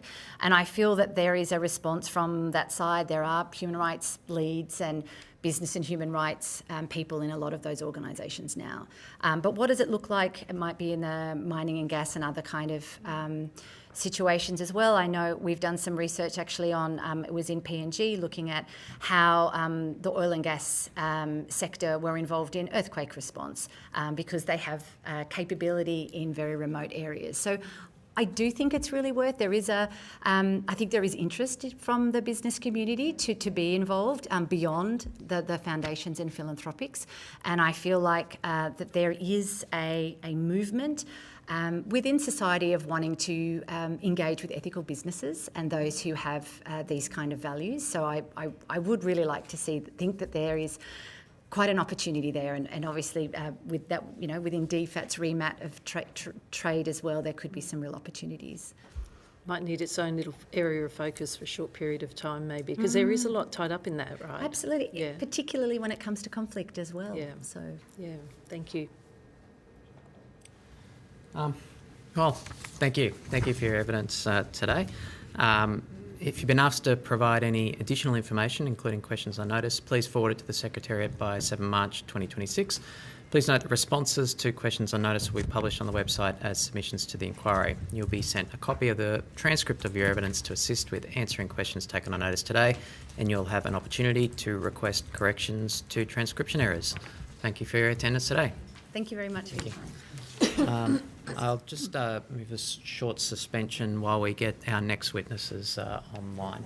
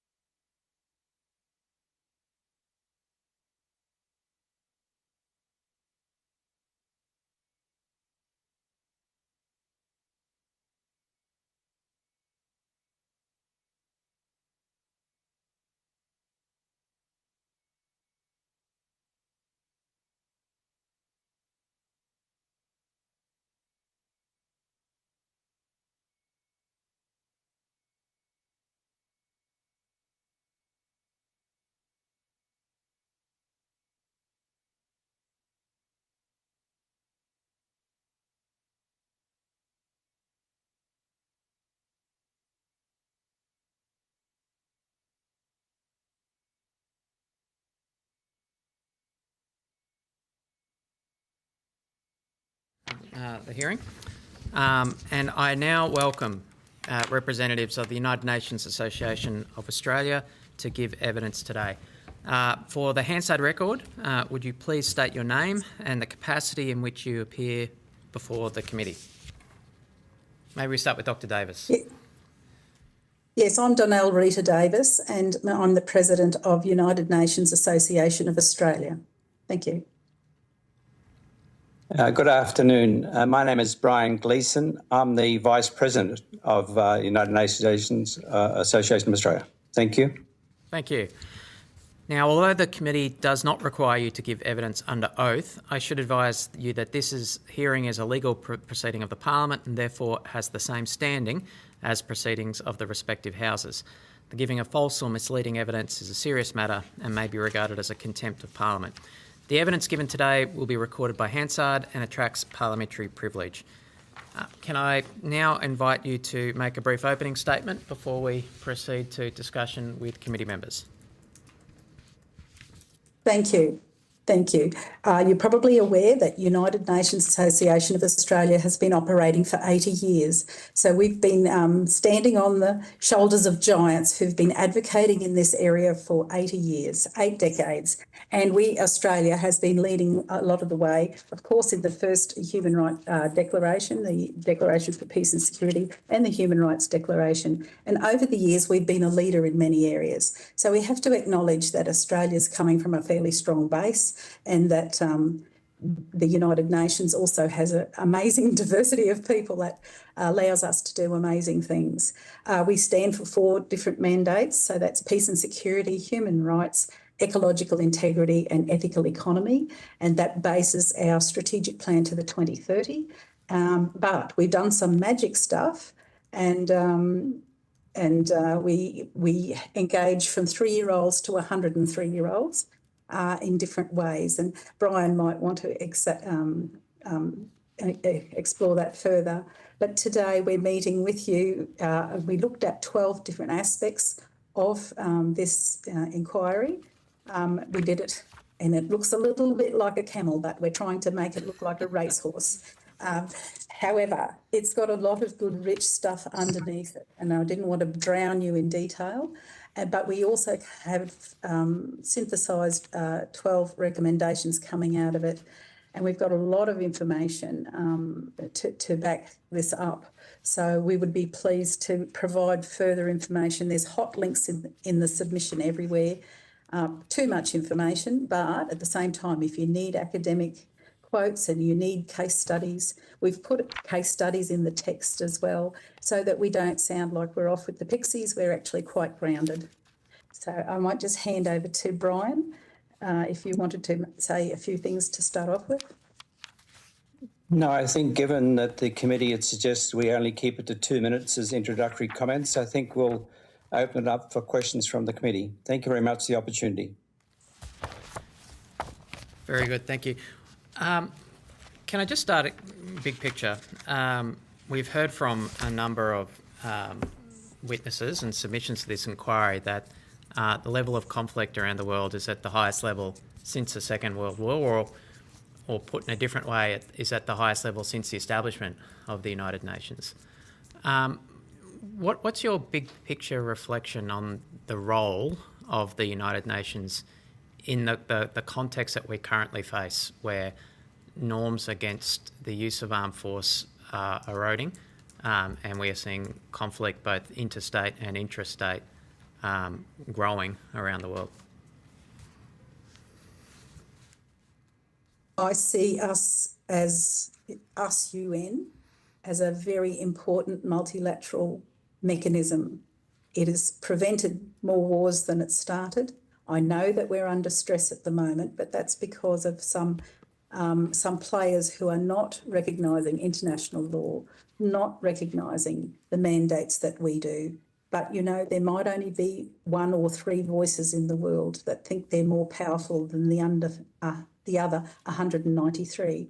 So even though there's quite a lot of 4 major reforms happening in the UN, and everyone talks about money, but there are other very special reforms And it's probably time after 80 years that we do look at these anyway. But I'll hand over to Brian because he's written a paper on this.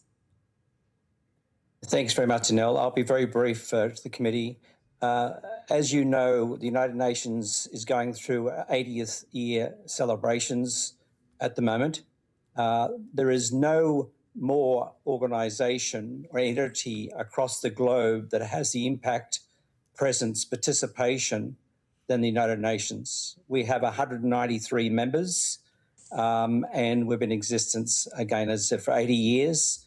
We are mandated to undertake various roles around conflict, peace, prevention, etc. But in that regard, it's a time where it's very challenging. The level of donor support, aid, development, etc., is diminishing. There's a conflict, as you said, the committee acknowledges, and I think there's more and more pressure around a range of different social impediments, whether it's climate change, or it's around, again, the prevalence of conflict that's emerging. We have major issues around governance in a range of different countries. So I think the United Nations is more relevant than ever before. And along those lines, last couple of comments I'd make are that we have pursued internally a major reform exercise to look at several pillars of reform, to acknowledge that we need to stay relevant and to make sure that we respect the member states' views in regard to how we can have a greater impact in terms of our work. Happy to provide a copy of a particular paper that addresses that question in more detail. Thank you. You alluded to this, but given the significant reductions in development assistance funding from multiple countries, as well as reductions in core funding being provided to multilateral institutions, including multiple UN bodies, how are those cuts affecting the UN's International Development Programme, particularly in the Indo-Pacific? And what are the implications of that for conflict prevention? Yeah, it's a very, again, a very complex set of points you've raised there. You're right to say that there has been a reduction in funding. Obviously, the US has pulled out of support to a number of UN agencies, including WHO, which is quite sad. And we are seeing a lot of countries focusing on domestic aid, domestic challenges around defence, etc. And that's coming away from the United Nations. I think we're going through an exercise of pivoting, how we focus our particular resources into targeted areas. If I could give you one quick example, I've just recently finished a UN system-wide strategy on South-South cooperation. Now that means country-to-country support. It's about, again, marrying Fiji with Brazil to focus on different aspects, Cuba around education with another country in the Asia Pacific. So that particular strategy I see is going to fill a major gap because it's about development provided between countries, not relying, again, on donor assistance. It is affecting, as you said, the Indo-Pacific area quite significantly. Again, I was just talking to my colleague this morning about some major work the Department of Foreign Affairs, Trade and Australian government is providing to Papua New Guinea in putting a project between Lae and Port Moresby around a transnational highway. Now, that particular one draws on other donors as well, Asian Development Bank, etc., the World Bank. So it's a matter of trying to, again, try to look at how we can build on partnerships and other relationships. And we are pursuing a range of other donor support, philanthropic and others, and working very closely in partnership with NGOs, which play a very key role in regard to providing support across the region. And I'd like to chime in a little bit here about corruption ratings. If we did more in the areas of the recipient countries in better governance or better systems of the way that we're supporting, of course, we're going to get more return on investment. Now, I can give lots of examples, You've just had women, peace and security, so you're probably sick of the gender equality examples, but they are wonderful. $7 can make a major difference to a girl's life. With meaning $7 a year is for each $7 that we give in certain areas, there's it impacts positively on a female, a family, and a future, meaning education. So when we're looking at making sure that the money is getting to the right place, I think the corruption, and we've just had the Corruption Perspective Index coming out a couple of days ago, that really helps us to say, are they prepared, are our receiving countries prepared for the sorts of things we want to do? But of course, every time that we're working internationally, we should be working in partnerships so that we all own it and we all have a win-win.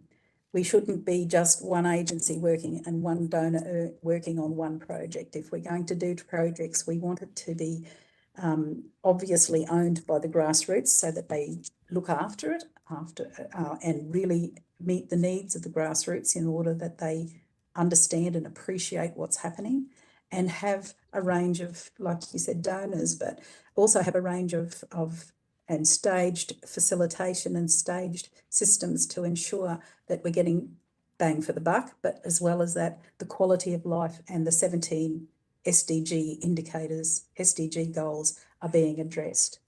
So especially in conflict, what causes conflict when our SDGs are not attended to, and that causes unrest.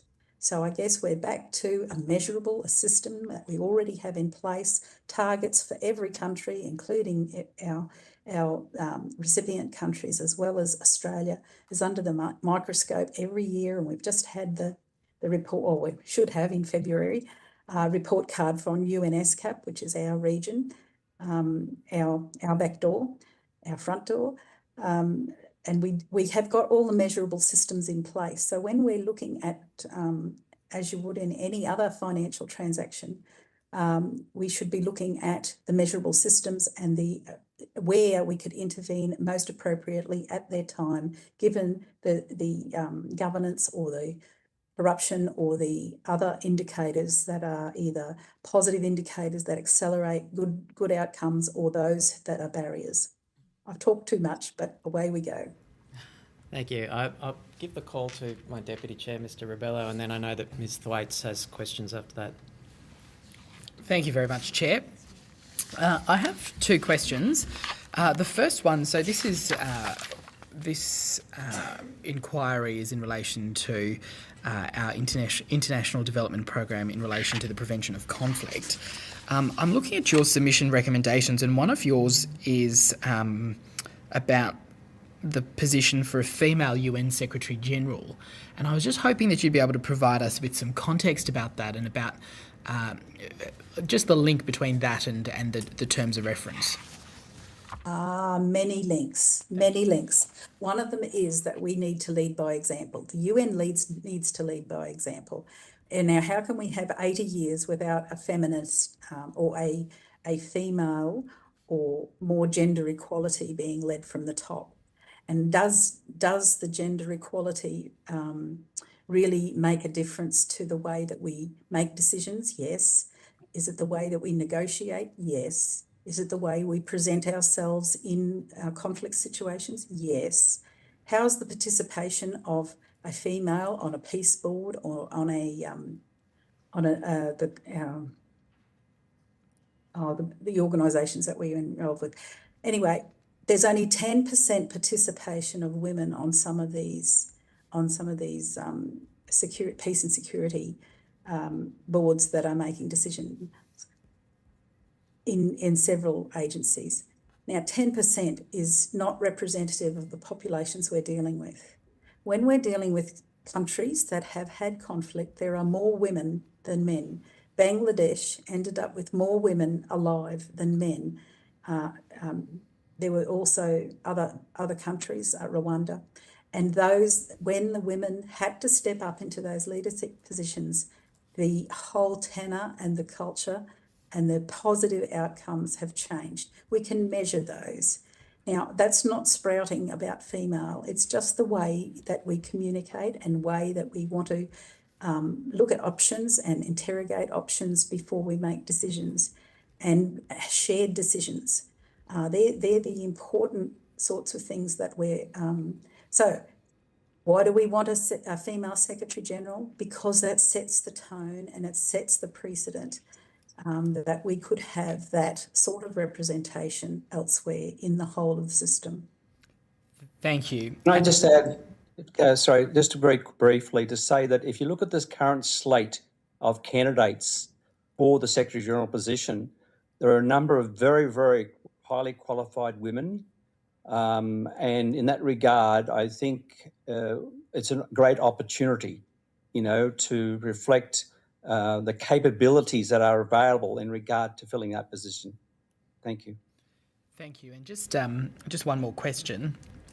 So I'm interested in, and this goes to the broader work of the UNAA as well, I'm interested in your thoughts on what BRICS represents at the moment. So we're seeing a geopolitical shift away from a US-based world order, of which the United Nations is a very key part. And I think BRICS is occasionally viewed as part of that shift as well. I'm interested in your view about how such a shift is going to result in changes to the way countries engage in foreign aid, but also the lens through which aid is viewed as a tool of conflict prevention as opposed to humanitarian or other reasons. Well, I'd like to give an example. Last time Trump was in, all the South American countries except Brazil were cut off from American relationships, financial relationships. What happened in Australia is that we adopted them. We thought we were competing countries, but in competing commodities. We weren't. We actually do marvellous work in those other countries now with biotechnology, research, a whole range of other innovative, brand new systems. In Peru, it's our best free trade agreement. It's an electronic coded free trade agreement that can track any good or service to be pre-accredited and pre-approved from the source right to the person who's receiving it at the other end and using it and giving feedback. So what has happened out of these major changes that have happened for those countries, just as an example, has been absolutely marvellous for Australia for research and development. Now, you're talking about aid and I'm talking about development, and I think they're two different things. But anyway, I'll hand over to Brian. Just very, very briefly, again, thank you for the very, very good question. It's an interesting one in that some people say that BRICS is in competition, with NATO, in competition with the US, in competition with even AUKUS.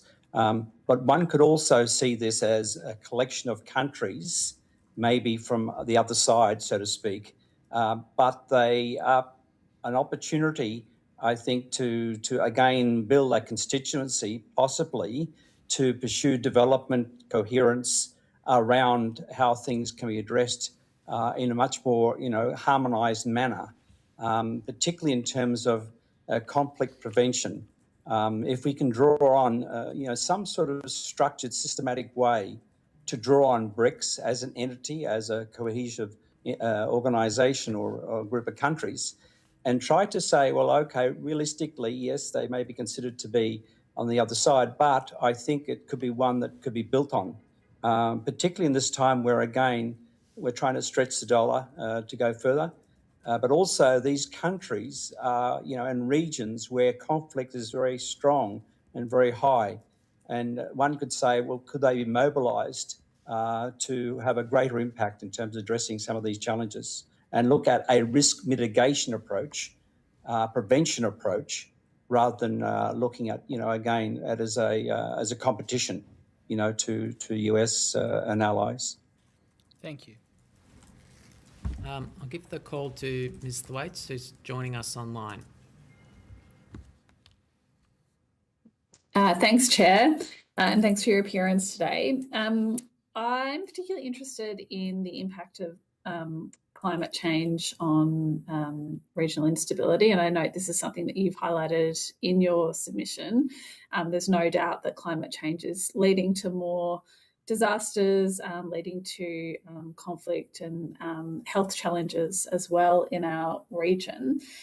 You say in your submission that development programs that address climate resilience are peace-building initiatives by another name. I wondered if you wanted to expand on that and talk to the committee about the types of work we should be focusing on in this area when it comes to conflict prevention through that lens of climate. Right. Well, climate or environmental stewardship is often the reason for conflict. They're either fighting about land or resources or water or forests or food or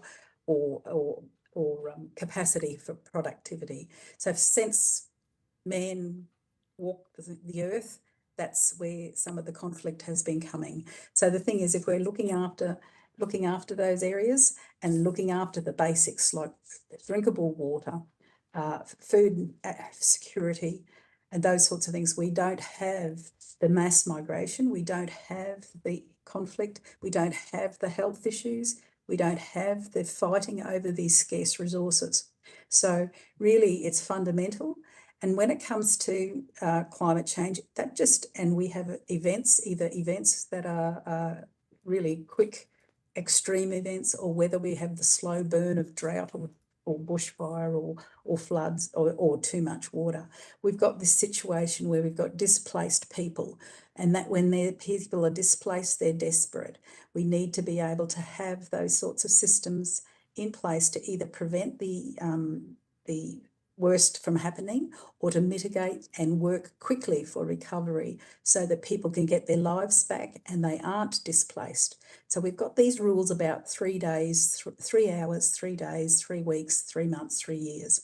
You've probably heard of that in disaster recovery, but we can prevent. The prevention part is to mitigate those bits up front, but the 3 hours are the sorts of ways that we would, when we look at those sorts of interventions, we look at having systems in place to prepare us. So when an extreme event happens, in 3 hours, you've got to get people safe and evacuate. By 3 days, you've got to have them having good water and food, or their disease will take over and we've got a bigger disaster. By 3 weeks, the men are restless. The children are restless. We've got to have schools and structures and systems in place. So when we're looking at that, to prevent that, we've got to have systems that we have made about before in those high-risk areas that we are able to, within 3 weeks, to have communities, sustainable communities mobilised. Within 3 months, we want them back in their own homes and they're having their own lives and having some own money. Now, if this has gone on for 3 years, you've got civil unrest on your hand and you've got conflict. So I'm sort of explaining in practical terms, but over to you, Brian. Just very quickly, if I may, I think the example of the Australian government supporting Tuvalu is an excellent one. It's a very strategic decision where I think they're addressing again a country that is going to be in crisis because of the impact of climate change. So again, I think there's a lot more scope for us to be proactive in addressing, if you like, a mapping process across the region in different countries to see, those countries in risk. The other quick comment I'd make is I was lucky enough to be the head of the United Nations in Libya during the period of conflict around water. And I can't stress too much again, water scarcity in a range of different areas around the Sahara is one that does create war, does create conflict, unrest, demobilisation, disposition of, entitlements, gender inequality. It's quite significant. And therefore, again, I think the role that the United Nations has and the support from the Australian government is very, very critical in addressing the impact of climate change in so many different ways and so many different locations. And any effort we can make, again, around risk mitigation is critical. Last point I'd make is the role of evaluations. Can I stress on this on the committee that a lot of people don't look at all the evaluation reports done across so many different areas, whether it's climate change or humanitarian system, whatever. And I think there's a wealth of information and knowledge available in these evaluation reports that effectively can be mobilised and, you know, utilised in a lot of effective ways as well. Thank you. And the investment for young people in country who are at risk, we have credibility at training and developing on site and grassroots, and that return on investment as far as legacy and self-empowerment and self-determination and those sorts of things are quite amazing. And the example I would like to give is Murrick Lakes in Papua New Guinea, which is on the north side of VIC. We looked at 850 in a village that were going to be displaced forever from their traditional land because of the seawater inundation. They couldn't feed themselves. What we did was actually help them because we had to listen to them and they didn't want to leave their land. Am I speaking too long? Anyway, no. What happened was we gave them different crops to grow and different sorts of things in canoes and hydroponics and all up out of the water. So every time it rained, they weren't inundated and they were trying. Now, we were able to save 350 children from being displaced because they would have had to leave that area, and 850 people at Murrick Lakes. So what is, they're living there now. They're selling things where they were hungry before and on the back foot. They're now entrepreneurs in their own area and sell these exotic other fruit and veggies to the other villages, and they're self-determining and they're well on the way to being you know, a strong, not vulnerable in village again. And just one follow on from that, thank you. Obviously, as the chair alluded to at the start, UN organisations are facing significant budget constraints at the moment with the US positioning itself as it is. And some of the positioning of the US is also to withdraw from international climate work and international climate agreements. Do you have any observations then on the I guess, the ability or the role of UN organisations in our region when it does come to being able to work on climate challenges here at the moment? I think we should be a credible leader in this area. We've got more per capita researchers in IPCC than any other country. We have. Sorry, not so much Australia, but for UN bodies who are working across our region, their capacity at the moment to work on issues that are related to climate and to support communities through climate. Yes, they're all under the pump. We need to work together. We need to work closely with NGOs who are already there, terribly effective, cost effective in every other way, very, very effective people. And so I think more collaboration. Now, you're worried about American dollars going out the window or alternatively America not being at the table. I think it's probably a good thing because it means we can get down to business and we can actually do marvellous things and not have the noise. We have the same sort of noise at CSW, where I will be next week, which is the Commission for the Status of Women in New York. And it is noise. It is not helping the other 192 countries to do good things. So I think we need to put things back in their little box and say, well, look at our playing field now. How can we develop really good things together? So I'm not as negative as because there's lots of things we can do with reforms inside the UN, like 4 agencies working together is a whole lot better than having 4 projects going different directions. And so I think I'm more optimistic than some, but I know it's going to be difficult because we do lose good people, because at 62 you have to leave the bureaucracy. And of course you're considered old as soon as you have grey hair like this. You're considered a write-off, and that's not the case. In fact, I think we have more to give with our alumni group. For the UNAA alumni and the UN alumni have got so much to give. All we need to do is ask, and they will mentor and open doors everywhere so we don't have to reinvent wheels. So I'm an optimist about how we could work on those things in future. So if I just quickly may add that the point about bringing together the United Nations as a one UN around different challenges should not be underestimated. There are so many different agencies that have a stake in regard to climate change issues in this region as well as also more broadly across the globe. So in that regard, there are a number of different forums, this is the key point, where the UN agencies come together and look at, from a regional perspective, these particular global challenges, these social challenges, and they mobilise an amazing array of resources, expertise, scientists, etc. And we're effectively what I would call a knowledge management factory in terms of how that's addressed. And we can give you an 11-page wonderful paper by Fleur Kingham, Justice Fleur Kingham, on this. She presented it to us on Human Rights Day, and it's about the intersection of cultural rights, climates and human rights in our region here. But she takes examples from other parts of the world, and it's really what you should be, I should be submitting into this submission as well, and I will do. Thank you. No further questions from me, Chair. Thank you, Ms Thwaites. Can I pass the call to Mr Batt? Thank you, Chair. In your submission, you mentioned about a National Action Plan for Conflict Prevention.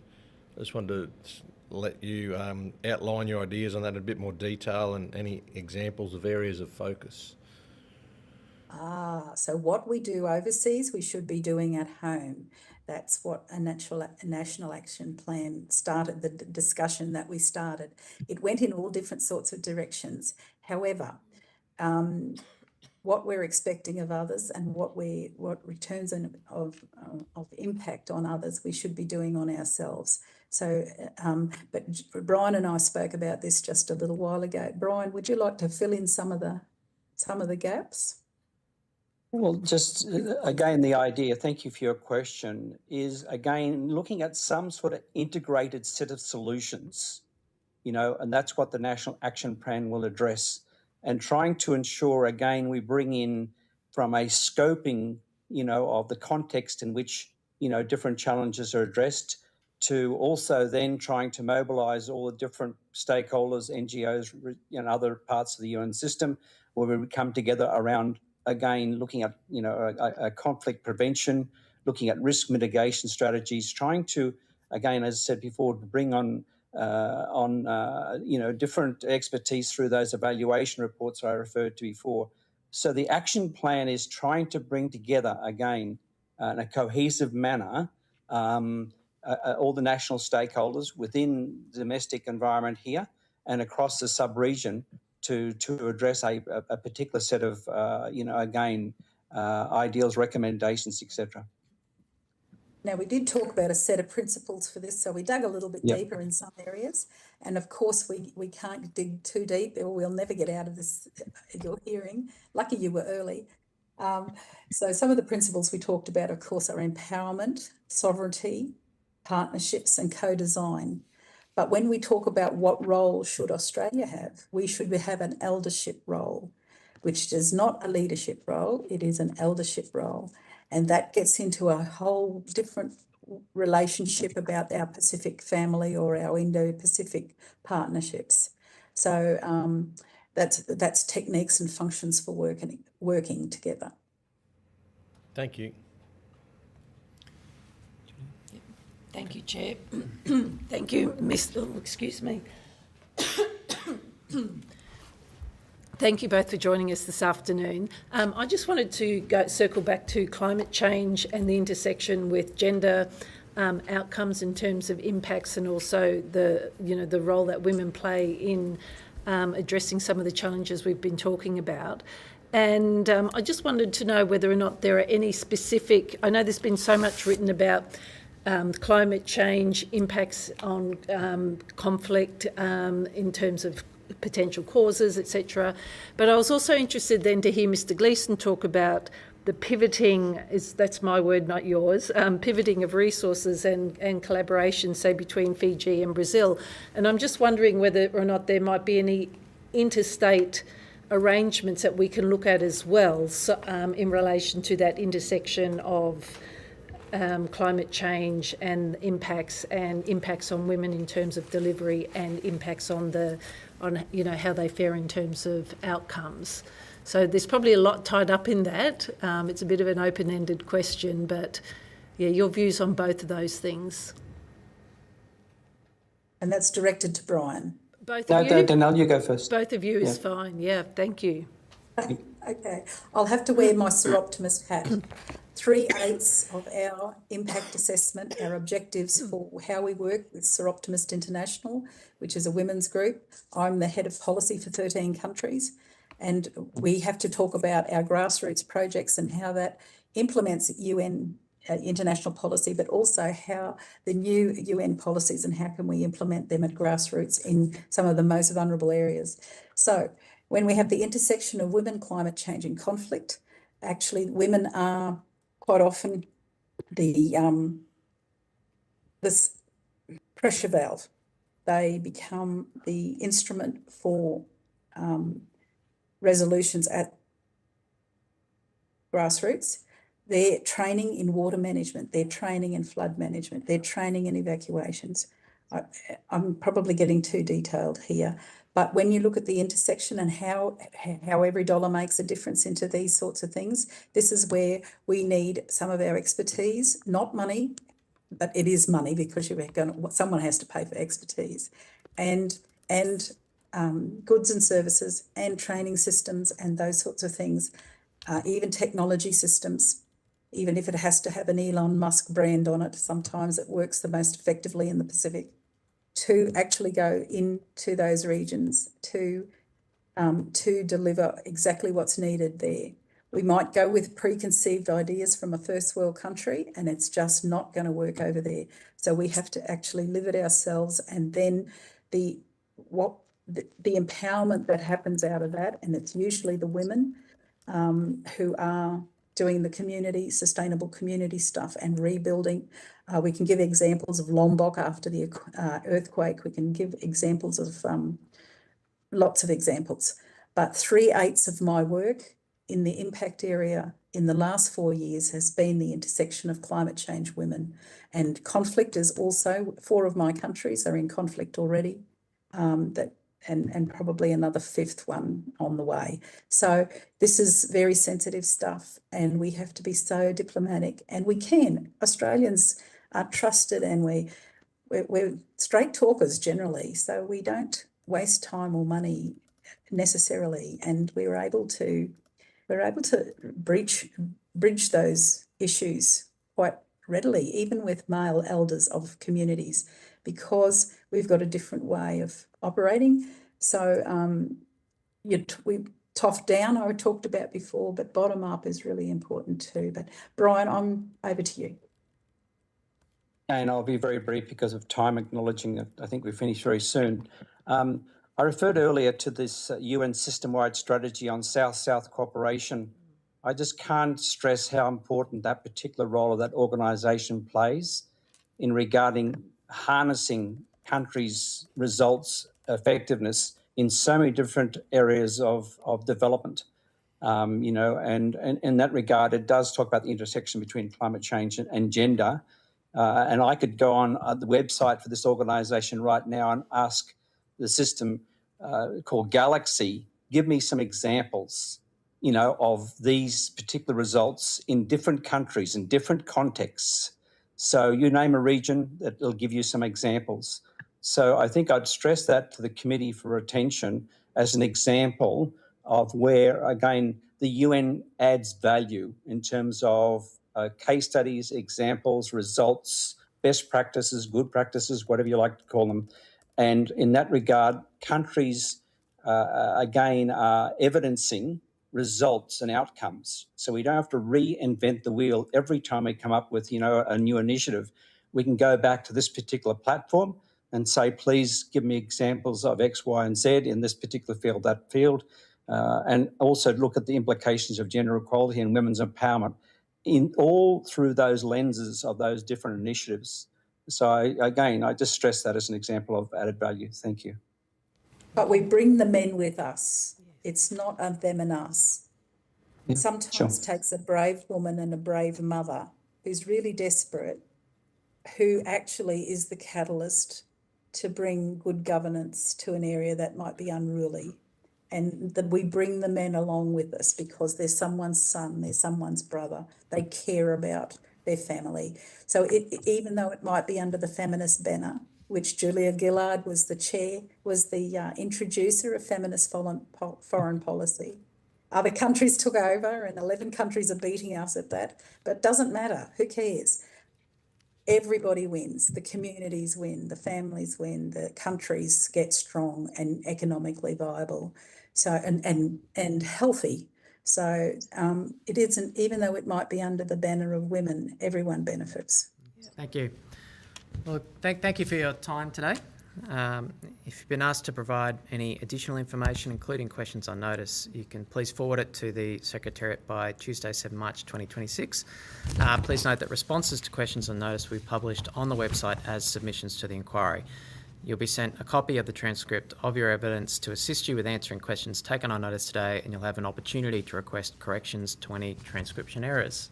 Thank you for your appearance today. Thank you. Thank you for the opportunity to be here. Thank you.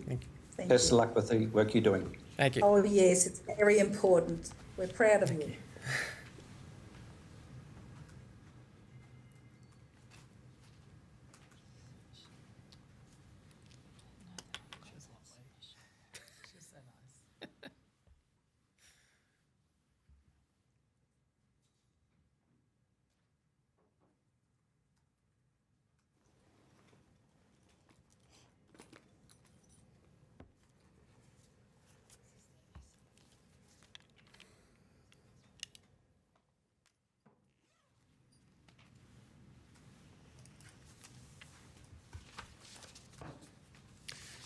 Well, good afternoon, and I now welcome representatives from Plan International Australia to give evidence today.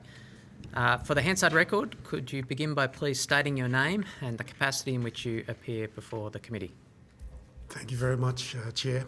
Kia ora ana tātou katoa toa, te rō mata te tua. My name is Tukatara Tangi, Senior Program Manager, Humanitarian with Plan International Australia, based on Wurundjeri land. Wonderful, thank you.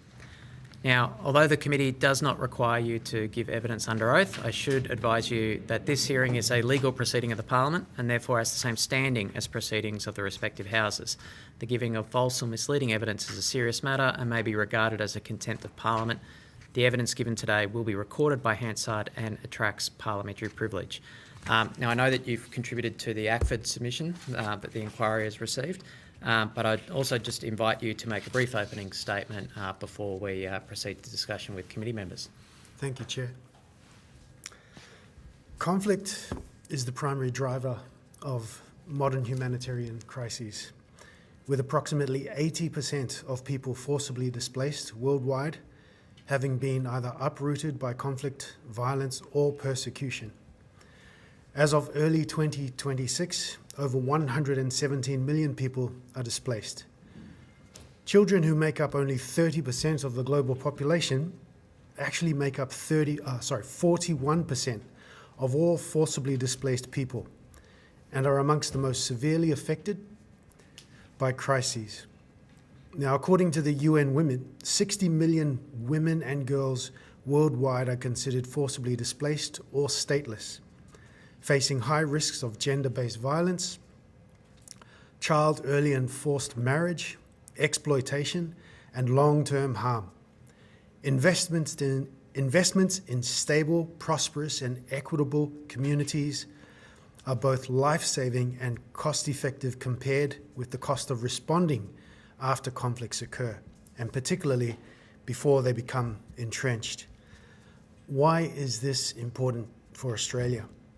We live in a region with some of the world's most significant protracted or conflict crises, like Myanmar, for example, which is 5 years old, 3.5 million people internally displaced, and 16 million requiring humanitarian aid. And there's also the Rohingya crisis. Since 2017, over 1 million Rohingya have fled Myanmar to Bangladesh. Global funding cuts is making things worse. Australia's international development policy aims to create a stable and prosperous region, both the overarching policy and the humanitarian policy that accompanies it have conflict prevention and peace building as central themes. Effective conflict prevention requires addressing underlying group grievances, such as poverty, inequality, marginalisation, discrimination, and systemic injustice, before they escalate into hate speech, dehumanising narratives, coercive control, and identity-based violence that can lead to organised conflict.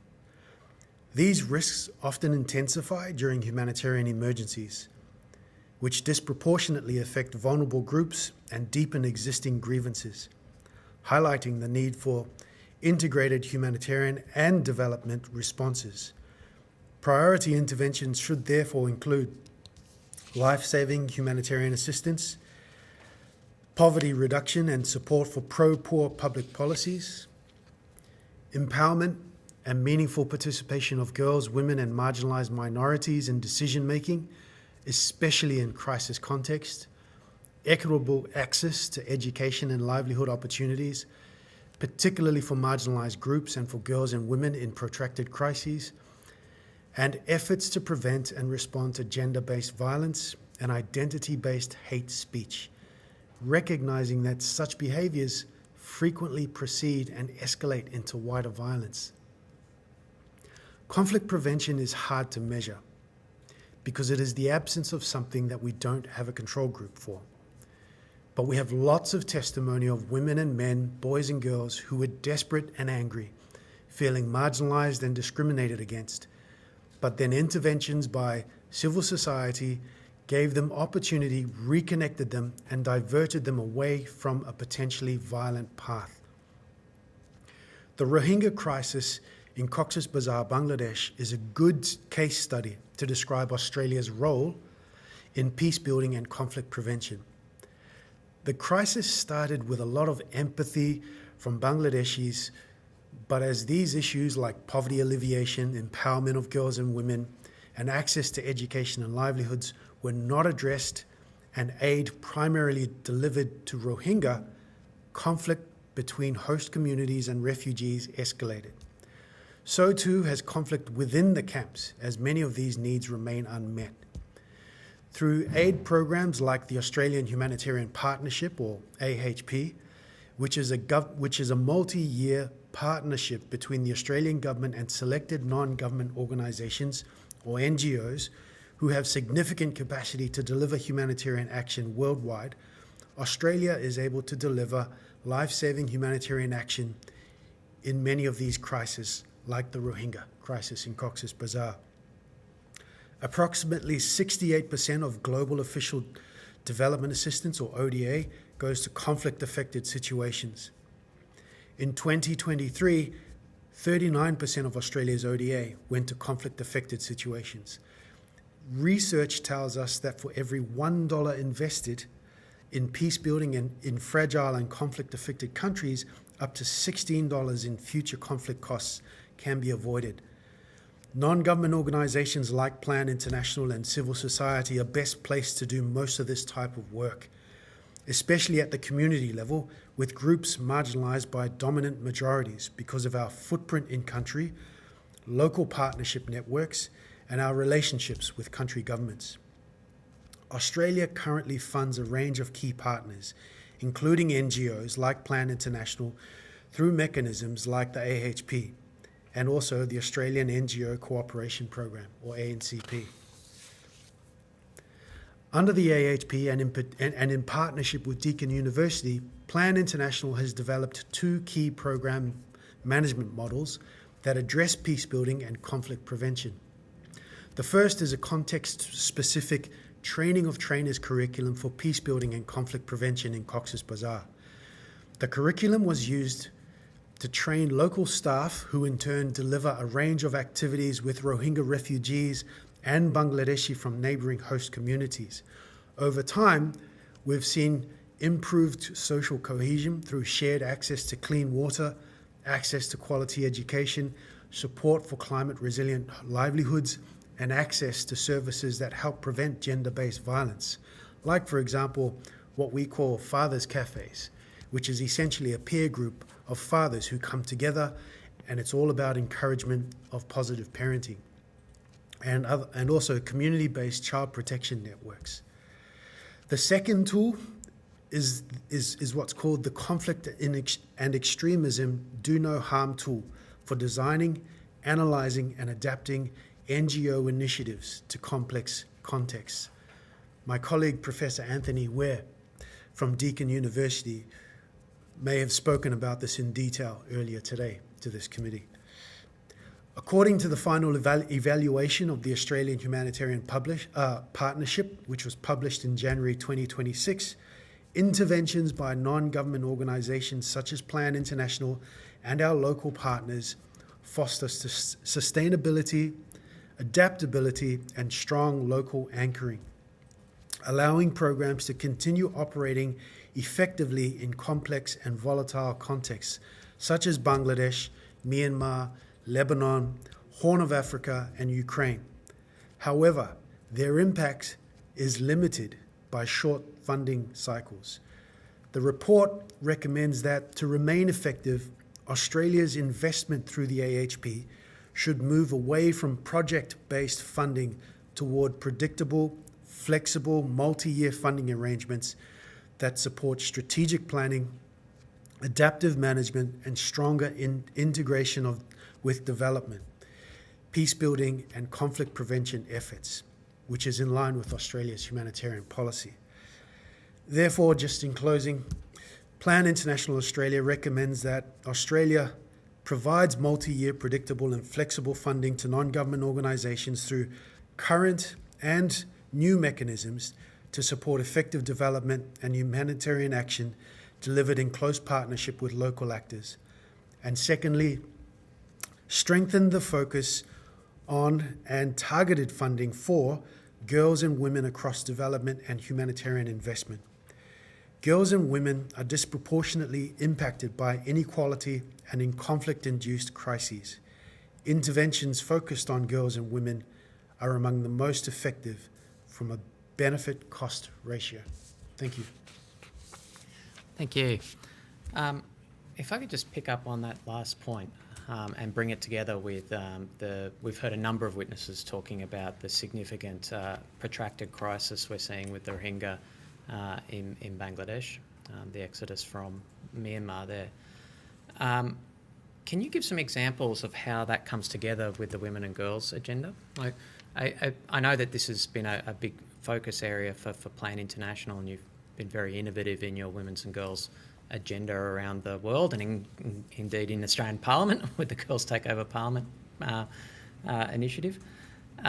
But in that Rohingya Myanmar context, can you give some examples of interventions targeted at gender equality, women and girls that address that help prevent conflict in that protracted crisis? Absolutely. So an evaluation of Australia's support for Rohingya in Cox's Bazar through the AHP, which was published, I believe, in 2025, said that Australia's support shows encouraging early signs of sustainability with active community groups, maintained infrastructure, volunteer engagement, and stronger government linkages, reflecting growing local ownership. While Australia's support has fostered empowered communities and positive social change, long-term impact actually depends on continued support, resources, and stronger integration with formal systems. Lasting results will require ongoing investment, adaptation to emerging challenges, and sustained institutional commitment beyond external funding. Over the past few years, we've been working with a number of partners, both international NGOs as well as local partners. Some of the work that we've been doing, and I think reflecting on my own personal experience as a father, it's always the parents who give the permission for children to attend school, right? And a lot of research has shown that if you can put girls and if you can put children into school, you're helping protecting them, right, for a better future. The research is there. So what we've done with the Rohingya is that we have created what we call Fathers Cafes. And as I said earlier, it's like a peer group where fathers come together and we've got facilitators who come in and talk to them about positive parenting.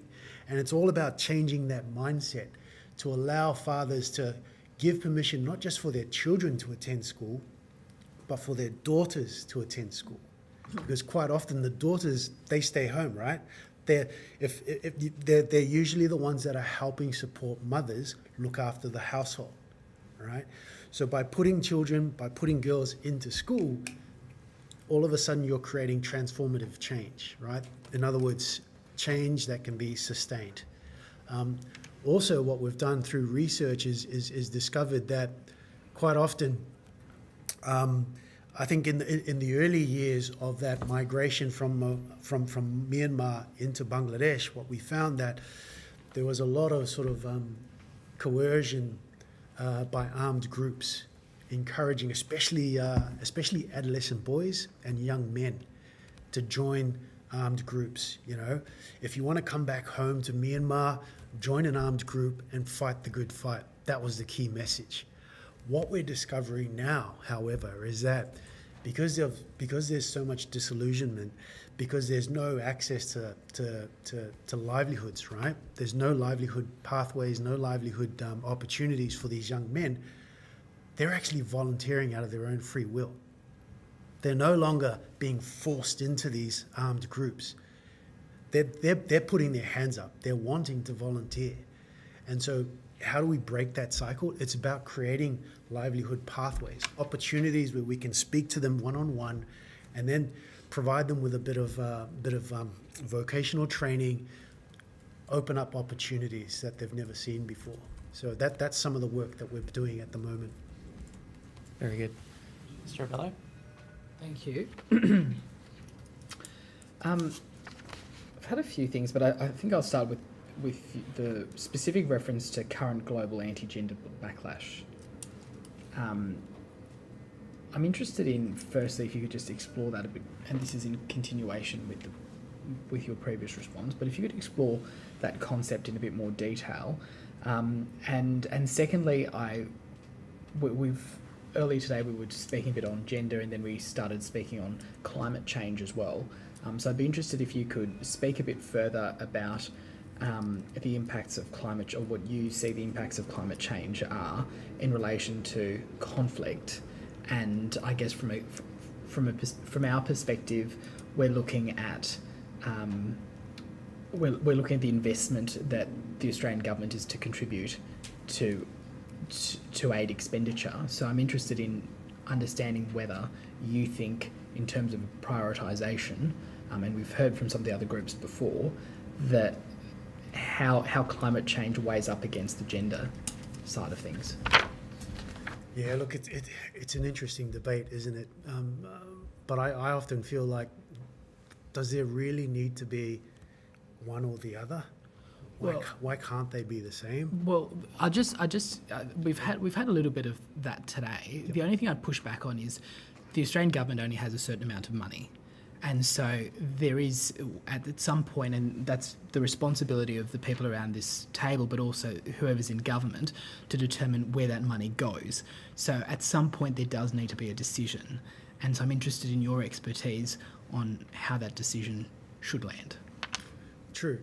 And I totally agree with you. I think, let me try and answer the question from my own personal experience, right? As a Pacific Islander, as someone who's lived in Australia now for going on 8 years, I migrated recently with my family just before COVID, right?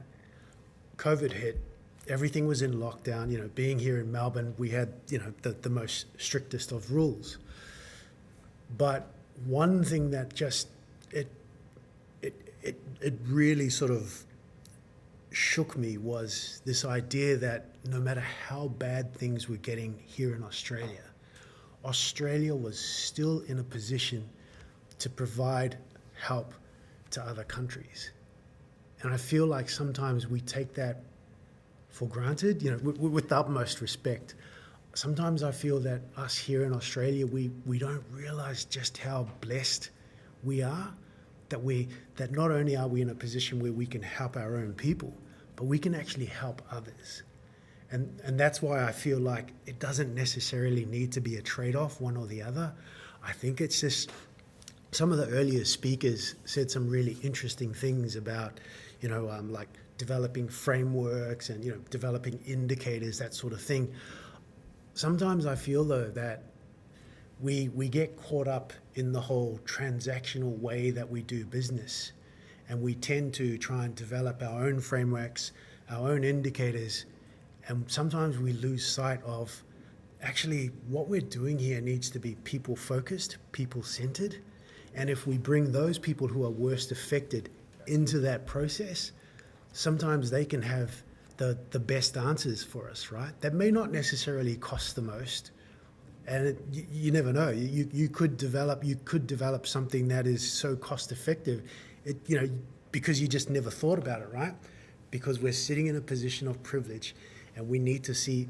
Sometimes we need to see things through the eyes of those who've been worst affected, and for whatever the reason, sometimes we just can't see it from their perspective, and that's okay. It's just about us being comfortable with that and understanding that it really is a partnership. Sorry, it's a very long answer for a very simple question. I apologise. Thank you. Ms. Jarrett just needs to leave in a few minutes. Yeah. I might just Sorry, give her the call Leon, if briefly. that's all right. That's okay. Thank you for being here this afternoon. We were just talking about, sometimes we can get caught up in the transactional way of doing business, but the question I actually had in my mind almost talks to that, but I don't mean it to. We were sort of told, let's look at the frameworks, capabilities and investment in this space. And I just have a really big open-ended question for you. And given, what you've said earlier, where is it that we, like if you had your wish list of top 3, is it in frameworks, is it capabilities, is it investments across the board? But could you be a little specific on where we should really be honing what needs to change to make a big impact, if at all? I think the key into all of that, and all of them are equally important, right? Yeah. But I think the key ingredient to making that all successful is making sure that those who are most vulnerable are part of that process. To me, that's the key, and sometimes we lose sight of that, right? Because we're in a metropolitan country, right? Our day is dictated by what's on our calendars, right? In a place like the Pacific, you turn up when you turn up, sort of thing, right? And what about, I noticed in the submission that you contributed to, and I apologise if this wasn't your contribution, but it talks about the need for better data and in particular early warning systems. Have you got any comments on that? Are we, where we should be, again, doing things differently? Or are we really data poor? Oh, look, I would say that we are, I'm not sure if data poor is the right way to describe it, but certainly there are gaps in data that we need to address, right? Because you need the data to then inform the decisions that you make, right? That's how you manage things. So the data sets are important, but again, I think it's about building the capacity of local partners, local actors, so that they can generate the data that you need to sort of inform the decision. So it's a bit of a cycle, right?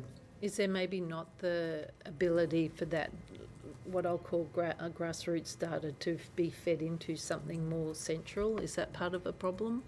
There is no real strong data capability?